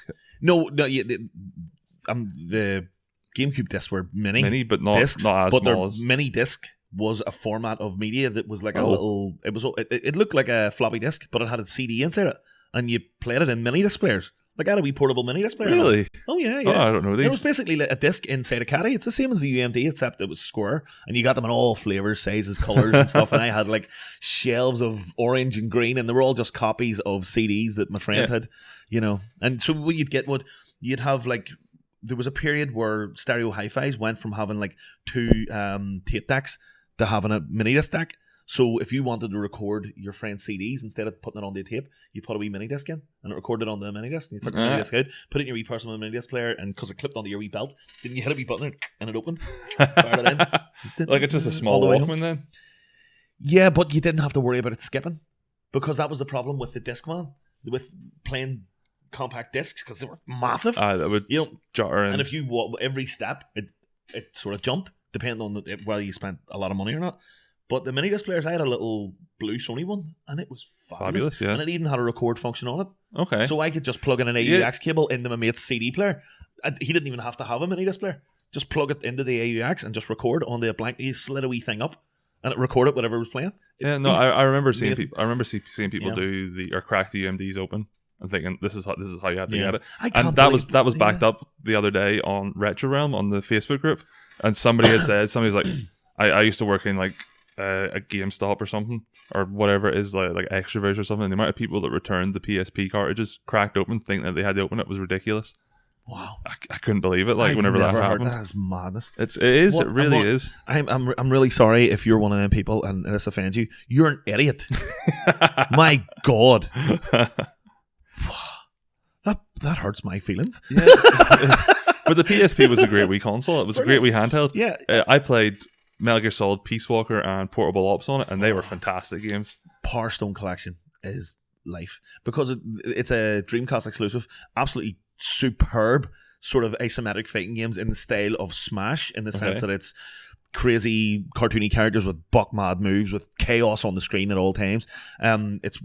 I prefer Power Stone to Smash. I think it's better. It's just a wee bit more composed and a wee bit more tactical. And I'm not saying that Smash isn't, but when I play Smash, it's just wild, mashing, So to me, because I know how to play Power Stone. Even now that I've started playing like fighting games, more like Street Fighter and Mortal Kombat, I go back to Smash and I just can't compose myself to do anything. It's just too buck mad. You just button mash and hope for the best. Yeah, it's probably stupid, but that's sort of an opinion I've always kind of felt, that people who love Smash so much are bad at fighting games. I've never played Street Fighter. Yeah. You know, it's like you can only love that game as much as you do if you've never actually played a proper fighting game. Yeah. You know, and I don't call Smash a fighting game. I think it's an insult to balance fighters, and this is going to upset people. I'm not saying it's a bad game. It's just not a fighter in the same way as Tekken or Street Fighter is. It's more like Mario Party. Yeah. It's like jump in with your friends. I don't know what's going on, but it's really good fun. Yeah. Like I would never play Smash single player. Like, how could you play Smash single player? They did have a little story in it, and the story's pretty goth. And it's just they just tack it on to give you a reason to fight people and unlock characters. I remember playing Smash on the Wii, and the only reason I played the story was because me and my sister could sit together on the sofa and play it together. This is the one where you start off going through the clouds. Yeah. That was really fun. Smash on the Wii was good. A lot of people hate me for saying that, but I really, as a console, I really like the Wii. Do you know what? Again, it's not cool to have. It's not the one, if you go on the retro forums or collector forums, everybody's pushing the Wii. But once again, if someone came and asked me, I want to get into a console, what do you recommend? I'd say the Wii. You know, because it's dirt cheap and PS2 or Nintendo Wii. Yeah. Exactly. Yeah. It's insane. And then again, if you have a bit of basic sort of technical knowledge, it's not actually that hard to get into it. Yeah, yeah. I've been seeing they modify it in such ways that you can play SNES games and everything else. I've been seeing in a Facebook group that I won't mention, just in case it gets any hassle. That there's people selling these modded Wii's that have everything retro on them, and then you have options to purchase like a hard drive with the entire catalog of GameCube games and the entire catalog of Wii games as well. And I've been tempted because it's about £100, but what you get is you get the console, you get the 4 terabyte hard drive, and you get like the controllers and all the wires and GameCube controllers as well. If you get the GameCube pack, that's nothing to snub your nose up like for £100. Like that's how many generations of consoles complete on one place. It's pretty cool. It is very cool. Yeah. The only thing better than playing the GameCube games in the GameCube is the Wii, because that's what it is. It's just a GameCube emulator inside of its own hardware that's been been just pushed. I mean, there's very, very little difference between Wii and GameCube. There is very, very little difference between them. I remember we looked this up because we were having a conversation with Ryan about this, saying that because he was adamant it's like the Wii is just the GameCube 1.5. Yeah, and he didn't like that. He did not like that at all. Anyway, throw it back to Sony, the portables. The PSP is obviously our favorite because it's the one we had. Well, yeah. I have no doubt that the Vita is a far superior console. I've just never owned one. I've played one, but I've just never owned one. It had the play thing you could do with your Samsung or your Sony Ericsson, wasn't it? The Sony phone. The crossplay, isn't that what it's called? Yeah. Or sorry, SharePlay. SharePlay, yeah. You could. So am I right saying you could play your PlayStation games on your Vita? Yes. As long as you were within. Yes, area. If you're on the same Wi-Fi network, then you can sit downstairs and play your PS4. It's kind of like the Nvidia. No, not the Nvidia. It's kind of like the Steam. Whatchamacallit? It's kind of like the Nintendo Switch. Oh yeah, like the Wii U even. Yeah. The Wii U. Or that little Neo Geo X. It's another handheld console that produces. Oh, I've never thought about it like that actually. Yeah. So if I buy a PS Vita now, it would be just to be a Switch for my PlayStation 4. Yeah, so you could lie on the sofa and play your PS4, but she can watch TV. That's, you know what, that's what it is. But if you can pick that up cheap enough, that's almost worthwhile. Vitas aren't dear. You could get a box one for about 50 or 60 quid. Yeah, and the games aren't that expensive either. They haven't become super collectible. They will, because they're cartridges, and they will. And this is another thing with the Wii. The PlayStation 2, I'm not sure will ever become overly collectible. There'll always be a few games that are rare and you'll pay a bit more money for. But the Wii, simply because it's Nintendo, will become collectible. It does have the potential to become something. Yeah. The problem is Nintendo in the one sense, they wouldn't let established third-party publishers and developers put out their big AAA games on the console. Instead, what they let was any idiot with a computer and a basic knowledge of programming to put out any old shit. You know, and the problem with the Wii library is it has probably like 10% good and 10% very good guff. And 90% is utter nonsense, complete garbage. I've seen people having a full Wii library in their room, and it's just white boxes everywhere, and you look around the room and it's just like dancing, casino games, family board games, all the way you're just going, this is nonsense. These are the type of games that I played on my PC before the internet came out. Solitaire. Like your dad would get you pinball, like a CD. Shut up, pinball games are good.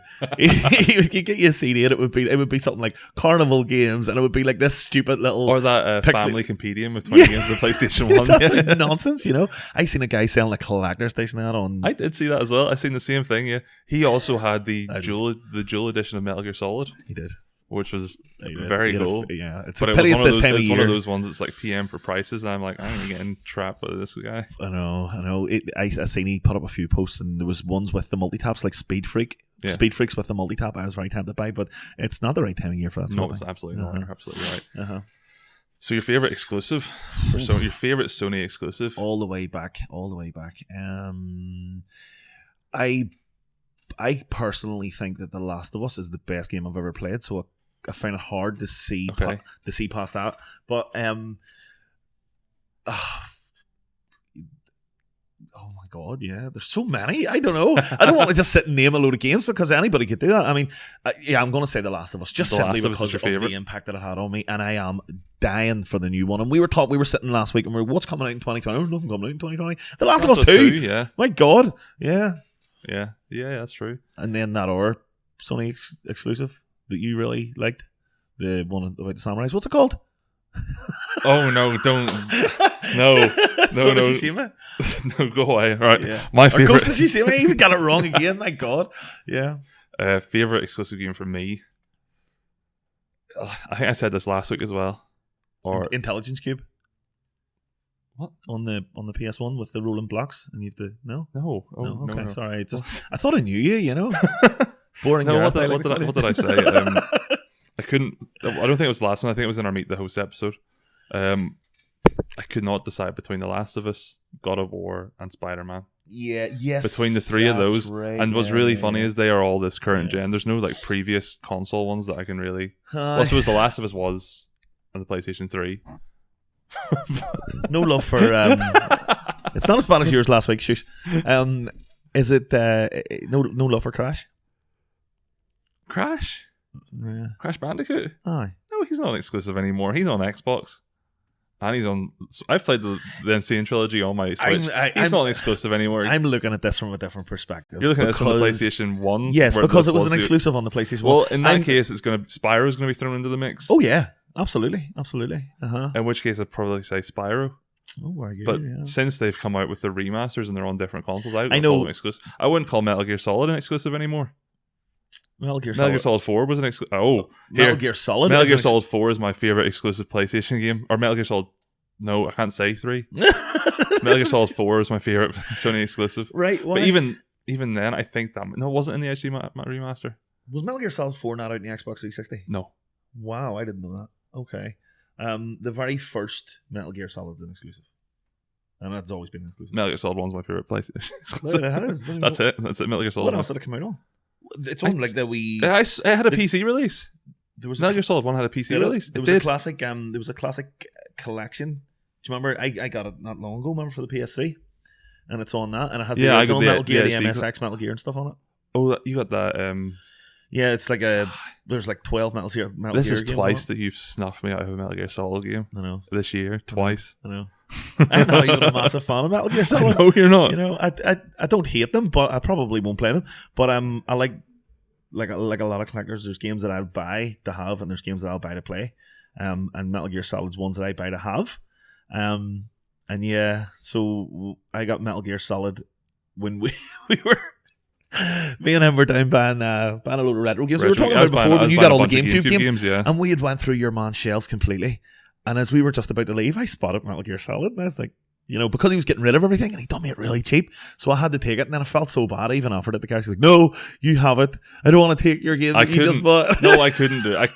The fact that you got it for $5, yeah. You named the price. I was like, once the price is named, that's it. If you'd have handed it to me and said, "Look at this," yeah, you'd have taken it. I would have taken it. Yeah. And then I would have taken it there, and you probably would have got annoyed that you showed No, me I wouldn't have. Honestly, I wouldn't have. But no, whenever you said how much for this, and I was like, all right, that's it. That's his now. It's no longer mine. Unless he declines the price and it's something I'm happy with, that's his. Yeah. And it's like the last time we were in CEX, and I was just looking through the shelves, and you had to go off and do something else, and you were literally at the door. I was standing at the shelf of PS2 games, and I seen your blue coat, and I shared a Gareth, but you didn't hear me. You walked out around the corner, and I was standing with Joe, and I was just like, that means I have to pay it then, doesn't it? I was like, well, he is away. So I went and got it. So it's like, he's going to be raging when I get back to him. But that's a good one. And I've seen that seems to be one of the ones that are kind of free that are cheaper on CX than you'll pay on eBay. Yeah, not by loads. Not by loads. I think Metal Gear Solid is going for about 15 quid on CX at the minute. Yeah. I remember the price has gone down because it was at 20 and it's dropped down to 15 now. This is for Metal Gear Solid, the PlayStation game. The original one? Yes, the original one. Okay. Yes. Yeah, that one I got in CX was like a collection. Oh, that's of right, your stuff. collection. Yes. Yeah, and I think I paid £20 for it, but I've seen it going on eBay for like 25. Well, 30. you brought me back the HD collection from Play Expo. Yes, Expo. You brought me back the complete collector's that's edition box. You got a T-shirt and all that. That's a proper that's thing. Complete collector. So I got a steelbook, the game, which was sealed. Mm-hmm. I think it's still sealed. The steelbook, T-shirt, and another like a big art book. It was really, really cool. Really yeah, good it's a nice week. Because I never got the HD collection for the PlayStation 3 because the box is like it's that huge. size. It's it's big. It's really, really cool. The T-shirt doesn't fit me, unfortunately. It's a medium. You wouldn't have worn it anyway, would you? Yeah, I would. I actually would have. Yeah, I actually would have. I have a couple of wee T-shirts like that come in collector's boxes, and there's ones that would fit me, but I'm not taking them out and wearing them. No, they'll stay in the thing, like, you know, and then someday, maybe, I don't know, or I might even take them out and frame them or something. Mm-hmm. We'll see. I don't know, but I'm not against that kind of thing, or even using posters from inside games, as you can tell. But sometimes if it's a particularly valuable one, or one that I'm very sentimental about, I'll just leave it as it is. You know, but anybody, just if you don't care about that either, a load of these sort of types of posters and stuff actually go for decent money. You can charge like £10-20 for an in-game poster. Yeah, a lot of people will trade their games into CEX and they will take everything out, and they'll just put the disc in the box, and they'll take the manuals and they'll put them on eBay and try to sell them for a bit more. Or they'll take the posters that are in it and sell it for a bit of cash as well. It's a bit of a problem when you're buying retro games from CEX, because it is a bit of a lottery. Like, especially if you're ordering online. I mean, I've read people on groups saying that they would buy 3 or 4 copies of the same game and bring them all back and keep the one that comes with a manual, because they're so rare they actually come with a manual. Yeah. You know, if you're buying them boxed as opposed to mint. And never ever buy anything mint from CX, because it won't be mint. It's ridiculous. Jesus, it's not their version of mint is nothing like mint is meant to be, as in out of the mint. It's brand new. Yeah. It looks like it has never even been touched by human hands. But they have ones that look like they've been hit with hatchets. See, to me, mint is everything's complete. Absolutely, it's perfect. It has to be. If I sent this off for grading, it's going to come back with an 85 plus rating on it. Anything below that, I wouldn't consider mint. There's definitely good quality ones, which I'd be happy to pay a lower price for, but I'm not paying CEX mint price for something that's going to be crap. Definitely not. And the CEX mint price it's ridiculous. It's invariably they're taking it as a gem mint. Yeah.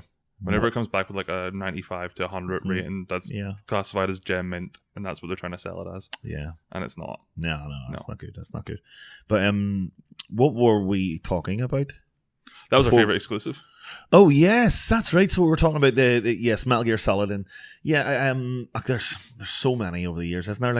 But I think they put them into eras. So you have your PlayStation 1, 2, 3, 4 eras. Yeah. Go on there. Yes, let's do that. Metal Gear Solid 1 is my favorite PlayStation 1. I know exclusive. What you're going to do now. This is Metal Gear Solid. Are you serious? 3 is my favorite Sony. Wow. PlayStation 2 exclusive. Mm-hmm. Metal Gear Solid 4 is my favorite PlayStation 3. Yeah, Kieran fucking scream. Right. And then my favorite PlayStation 4 exclusive is probably Spider-Man. Sorry for being a melter, but I really like Metal Gear Solid. The PS1. No. I have loads of favorite games, but I don't know if they were exclusives, because there was an awful lot of really good shmups came out on the PlayStation that didn't make it to the Saturn. Mm-hmm. And I honestly don't know which ones are which, so I'm just going to say any of them. But from games that I 100% know are exclusives, Crash 3. Crash 3? Warped. Yeah. Amazing. Yeah. Absolutely love it. It's still one of my favorite platform games ever. I'm on to that on the Insane Trilogy on my Switch now. Love that game. Ridge Racer as opposed to Ridge Racer Type 4. I think Ridge Racer was the one where you could customize your car, or maybe the other way around. Whichever one allows you to actually draw on your car. That's pretty cool. That was brilliant. I really enjoyed that. The PlayStation 1 had loads of really good Wii games, but then moving on to PS2. There was an awful lot of games. You know what? Grand Theft Auto 3. And your favorite PlayStation? Wait, Grand Theft Auto 3 is an exclusive? It was when it first came out. Yeah. Okay, cool. It was. It didn't come out. It came out on the Xbox as like a pack. I thought you were going to repeat me, and I was like, wait, hang on. Grand Theft Auto 4 came out and everything. No. What's he doing? No. And hold on. The original Grand Theft Auto, the very first Grand Theft Auto, was that a PlayStation 1 exclusive? PC. Okay. I would say console exclusive. Exclusive, yeah. I don't really count PC PC. Sorry, PC. I don't really count PC. They always get little weird releases of games. No, it's just because they don't matter. They're not real people, you know. No, I'm gonna say PS3. I'm cheating a wee bit. I know it's not now. It's not an exclusive, but when it released, it definitely was. On PS3, Uncharted 2, or possibly God of War 3, and then on the PS. Well, what I'm talking about, the PS3 was Last of Us because it came out in the PS3. Yeah, and then Probably maybe Horizon, God of War for the PS4. God of War, yeah. God of War was a great game. Brilliant It really was. Brilliant game. Do you know what? I'm so happy with PlayStation. Not Sony. PlayStation. I'm not happy with Sony at the minute. I actually don't like Sony. I think as a company, I just don't think they're doing things correctly at the minute in terms from a consumer point of view. But PlayStation as an entity, as a thing, I absolutely adore it. Adore it. Obviously, the future of PlayStation, it's going to be the PlayStation 5 now. I think the biggest talking point for me is that they're likely going to keep their physical media. We don't know if the Xbox is going to. What do you think they're going to do with the VR? Oh, well, that's a good question. Do you think you'll get a V3 VR, or will it be a completely new PSVR? Was V2 any kind of?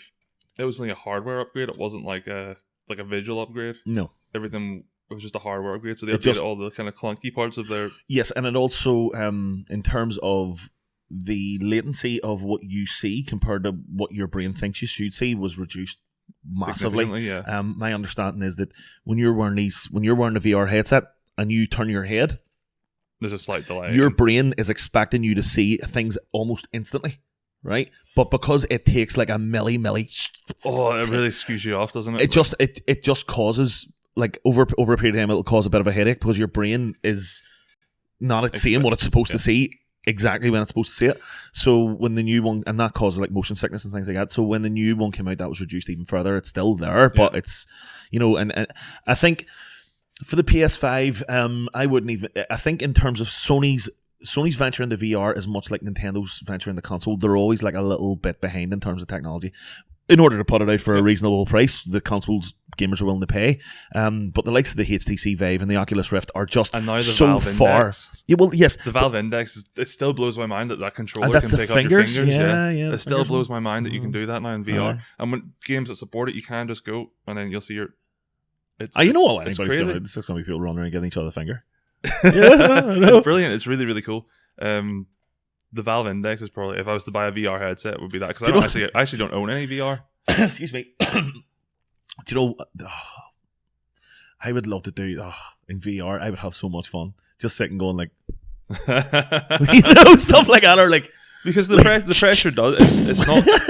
It isn't like as soon as you if your finger's like that, it doesn't. It's like, say, half up. It's actually half up in the game. It's not as soon as you release that pressure. That's what I mean. Yeah, so, it's really impressive. You wouldn't play the games. You'd just be playing with your fingers. Poke yourself in the anal. No, I love the VR. I have a VR. I don't play it as much as I really should, which is probably the case for most people because it is such it's a gimmick, really. Pollock to set up. It can be a gimmick. It's kind of gimmicky as well. I know there's gamers that are completely dedicated to VR, and there's developers. Oh, there is. Absolutely. I'm in a couple of the groups, and they're an odd community. Yeah. But it's not going to replace the standard flat screen, sit down on a sofa. Yeah. I mean, it's not. Maybe if they improve it a bit, it could be used for watching movies. Yeah. Well, the thing with VR, why I wanted VR in the sense on the PlayStation was because I don't want something that changes how I play games. Mm-hmm. I'm happy. The way I play games, I sit on a chair with a controller in my hand and I watch the TV and I play the game. The Oculus Rift is the kind of PC version of that then? Well, the HTC and stuff as well. They're predominantly driven through like little hand controls, and you walk around inside an area and stuff. That's not gaming for me. Well, it is gaming. I'm not denying that it is, but it's not the way I prefer to play games. And this is why I don't enjoy the Move. I don't enjoy the Kinect. I don't enjoy the Wii motion controls. Like, I will actively avoid a game that's on the Wii because of the motion controls, like Twilight Princess. I'll happily happily play that on the GameCube or the Wii U. I will not entertain that at all on the Wii because the motion controls they're not the way I play games. That's how I played it. That's how I played. I know a lot of people did, and a lot of people really enjoyed it and said the motion controls were fabulous. But I prefer to sit with a controller, and because the PlayStation VR was giving you the ability to have VR technology, but still sit on your ass with a controller in your hand. I don't want to have throw my hands around the place. You want to sit with a controller. All I want is just the independence of movement in my head. That's it. I just want to play the games like I normally play them, but instead of using the right analog stick to, say, move my head around, I'll just use my head. That's why racing games work brilliantly. Like, we played Gran Turismo on it, wasn't it? Oh, how good is that? Until you stood up and then your head's out of the car and you're like, oh, hi. Or no, that was Drive Club. Or Drive Club. Because the difference between Gran Turismo, if you stick your head out of the car, everything goes black. But if you in Drive Club, you can stand up, like take 2 or 3 steps forward, turn around, and stand on the edge of the bonnet of the car. You can see yourself behind the wheel of the car, and you're driving at 200 miles an hour, standing upright, going backwards. It is the fucking maddest experience. It's just like you're just like, oh my god, it's insane. I love the VR so much, but I only love these kind of advancements in technology if it enhances what I already do. Yeah. I don't want something that's going to completely change it. And the next step for me with VR is wireless. If they can give me the PSVR with no wires, meaning that I don't have to go through the whole ball ache of setting the whole thing up every time, then I'll play that all the time. All the time, yeah. But I think that's what holds me back. It's just I can't be asked most of the time taking it out of the box, putting the thing on, and get a lot of because you get a little mini PlayStation with it. No, like there's a lot of those dedicated VR gamers actually have a room in their house dedicated to just VR setup. So it's just kind of motion sensor up there, motion sensor up there, motion sensor behind. Yeah. That's their box. That's it. That's their room. That's what it's for. That's for VR only. I do enjoy that, but I enjoy that as a novelty, like going to a place, paying a bit of money with a group of friends, going in and playing VR together in something like Onward or something. Yeah. And everybody has their own little cubicle and stuff. Yeah. And I enjoy that. That's good fun, but not by myself. Yeah, not by myself. 100% agree. No. Yeah, but yeah, that's good. Kudos to Sony for doing what they've done really well over the 25 years. They've really pushed gaming, and they've made a big difference with the single player stories. They were about to die out. It was about to go really online only, and then Sony just said, "Hold my beer." Yeah, exactly. And pumped out some of the best single player games ever created. Watch this. Yeah, exactly. And then them exclusives are banging, and it's got to the point now where you can't mention Sony or PlayStation without mentioning the exclusives. It is the driving force behind the console. I mean, they've always had some kind of unique selling point, but there's no more effective USP for a console than great games. Yeah, absolutely. And they're pumping them out. But before we sort of wrap it up, what were you doing? What were you playing over December? So over December, I played Detroit Become Human for the first time. Oh yeah, I was really happy to see. That's relevant. We were talking. Yeah, I was really happy to see that. Did you play that on the PC? No, I played that on the PlayStation because it came free with the PlayStation as a PlayStation Plus game a few months ago. So I only really got around to it. My girlfriend pushed me to play it. We were bedridden basically for 2 days, just sick, the two of us, and we just sat and clocked it. Brilliant. She had already played it, so she was really like, "You have to be nice to this one." I'm like, "I don't want to be nice to him. He's a dick." She was like, "You're picking the wrong choices." I'm like, "No, I'm not. I'm doing my choices." Full-blown I have to go back and restart the chapter and play through it again. That's good. What else? Oh god, I've been playing Pokemon Sword and Shield. Obviously, yeah. I've gotten to the end of the story and I'm now in the end game, so I'm trying to catch every single Pokemon now, and then I'll get my shiny charm, and then I'll start my shiny hunting process. Did you get much more into Mortal Kombat? Remember you were saying you were playing Mortal Kombat? Well, we were playing that on New Year's Eve. Yeah, we did. Yeah, we played a wee bit of that. We played about 6 or 7 games of it, and then we moved on to Street Fighter. Street Fighter is still my preference, but Mortal Kombat's still a lot of fun. It is good. The newer ones definitely are good. The gameplay's fairly smooth. I find Mortal Kombat, the difference between Mortal Kombat and Street Fighter, Mortal Kombat it breaks down to almost like a rhythm game. Yeah, where it's you have to time everything correctly. Your inputs, you have to time your inputs based on the positions of the two characters and things like that. There, you can't just go and hope it all works. You can do that with Street Fighter, although if you're playing against anybody that knows what they're doing, you'll get chin doing that. Absolutely. But whereas Street Fighter is a lot more fluid. It's get your commands in as quickly and as accurately as you possibly can to get your move off before the next guy. Yep. There's a wee bit of difference there. I much prefer Street Fighter over Mortal Kombat, but Mortal Kombat has its place. Yeah, absolutely. Yeah, it does. So Pokemon's still. Yeah. Any retro games? Any old ones we were playing? Third Strike on Christmas or New Year's Eve again. Yeah, but that's really it. I haven't really haven't really gone back. I haven't started on my PlayStation Classic or my NES Classic. You were playing Spyro, which true. In the dictionary term, that is a retro game. It's a modern game made to look like an old game. Yeah. I'm in the image of an old game. I'm 50% through the first one. Mm-hmm. I haven't, because it stays up at Chloe's house or Chloe's mum's house, so we only play it when we stay there. And a bit of COD as well. You must flat out on Call of Duty still, absolutely. Yeah, actually, that's true.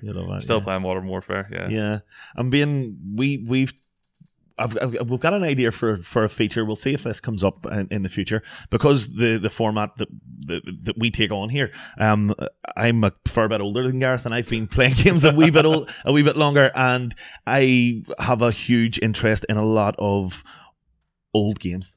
Lots and lots, and there's games that Gareth hasn't even heard of, right? So, for example, Street Fighter.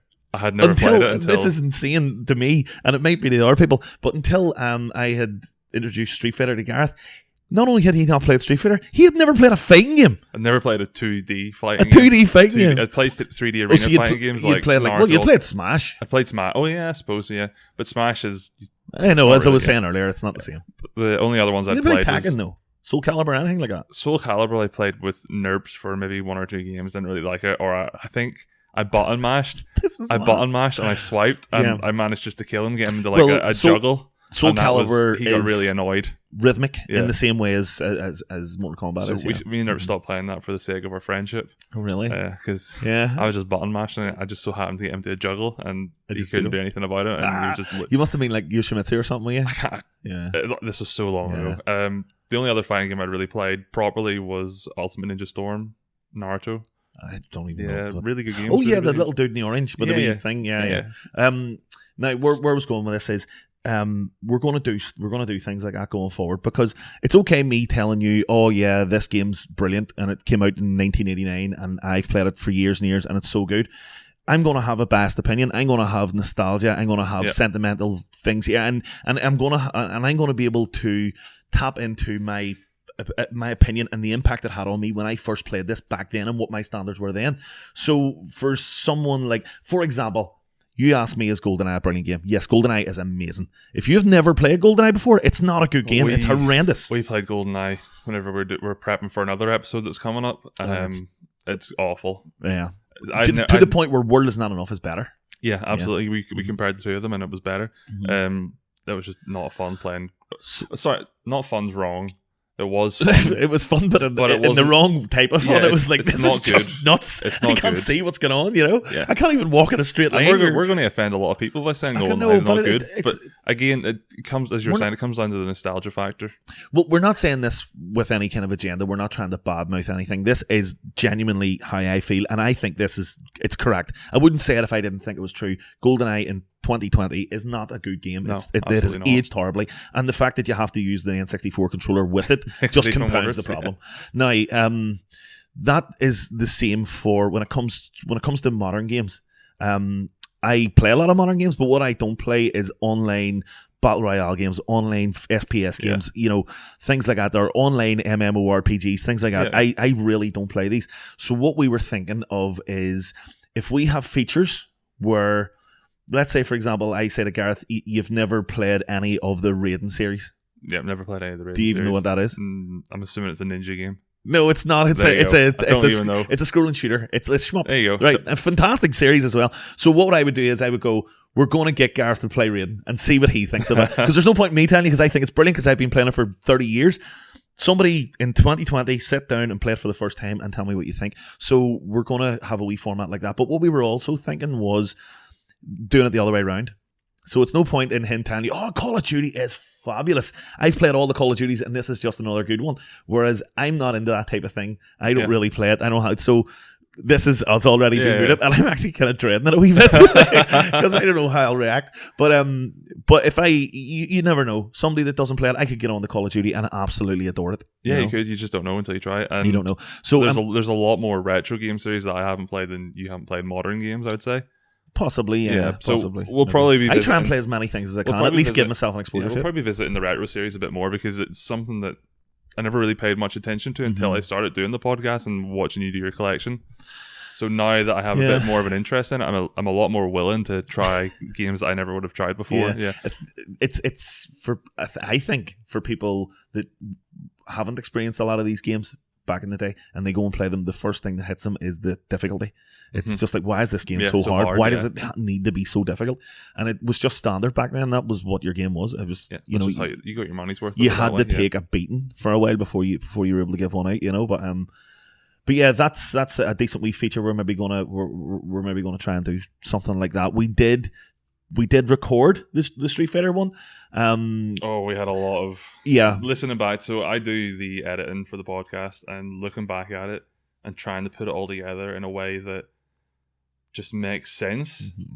Just it's impossible because we have so much noise bleed because we used to record on a Tuesday night and there would be band above us practicing, band to our left practicing, and then we'd have people doing exercises up and down the hallway screaming, and it's just we've moved to a Saturday morning now because it's just quiet enough in here. Yeah. So while you guys are all laying in bed, me and him are getting up at the crack of dawn on a Saturday to come in and record podcasts for you guys. You know? And that's why we're always in our jumpers and hoodies because it's so cold. It's so cold, exactly. And then whenever the podcast starts, you can tell it always gets in a wee bit slow because we're waking up. We're that's why we both have coffees all the time. Absolutely. But that's a wee feature we're going to do. We're going to do console tours. We've actually already done one for the N64. I'm not sure if I've made that term up, but if you want to know what that is, a console tour is where you select a random 25 games from a console's library and just play them. Yeah. And then based on those 25, you make a verdict. Yeah. A verdict on the console as a whole, which I understand it's not going to give you the clearest picture, but it's a nice, quick way of kind of reviewing of a retro console for people that have never even experienced it, you know. So we did the N64 one. I have the notes for it, and that there we would still need to record it, but that was a lot of fun. That was good. And I'm looking forward to doing that one. We had a good few people involved in that as well. We had like Nerps, William, and Pete involved. Yeah, we might have a guest on that week because there was one of the guys in particular was heavily invested in that. That was if any of you follow our Instagram, it was the night where you would have seen a big fella called William land sleeping with an N64 controllers because we sat up to 4 a.m. playing Mario Party. Yeah. That was really good fun. That night was so much fun. There's also I've recently come into possession of a Pandora's Box 11. So the arcade games, while I really enjoy retro gaming, arcade gaming, I had exposure to certain games because you were at the mercy of what your local arcade had, whereas this thing has like 3,000 games on it, so I can now experience games that I had never got the chance to play before, like Cadillacs and Dinosaurs. For those that don't know what the Pandora Box is, it's just it's a dual kind of arcade panel, like something to the Capcom. Yeah, it's almost. I even think that the one that I have is the exact same mold. Capcom, so it's the Capcom. They're like a Chinese copy of the Capcom thing, but they come with all the games that you 1,000 times worth of games. Yeah. So. Well, maybe I think we're gonna set that up and do a little run through in it as well, and we'll maybe do a review, let's play. We'll get you gameplay something footage and everything on the podcast. I think we're gonna do absolutely. But other than that, just like, subscribe, stick comments up. Anything you want to ask us, anything you want to see in the future, let us know. Yeah, absolutely. We'll do our very, very best to read all the comments because we don't get very many of them at the minute. Please just all your input and we'll make a special. We're not rock stars yet. Once we're really famous, then we won't interact with you anymore. But at the minute, we're happy to chat. Don't forget to follow us on Spotify, particularly. It's the one that's doing pretty well. You'll get us on Apple Podcasts as well. If you just search Video Game Podcast, we are the third result, which I am very chuffed with. We're doing okay. Yeah. So you'll get us on there and YouTube as well. You'll get the complete video. So thanks guys for watching, and we'll see you the next time. Thank you very much.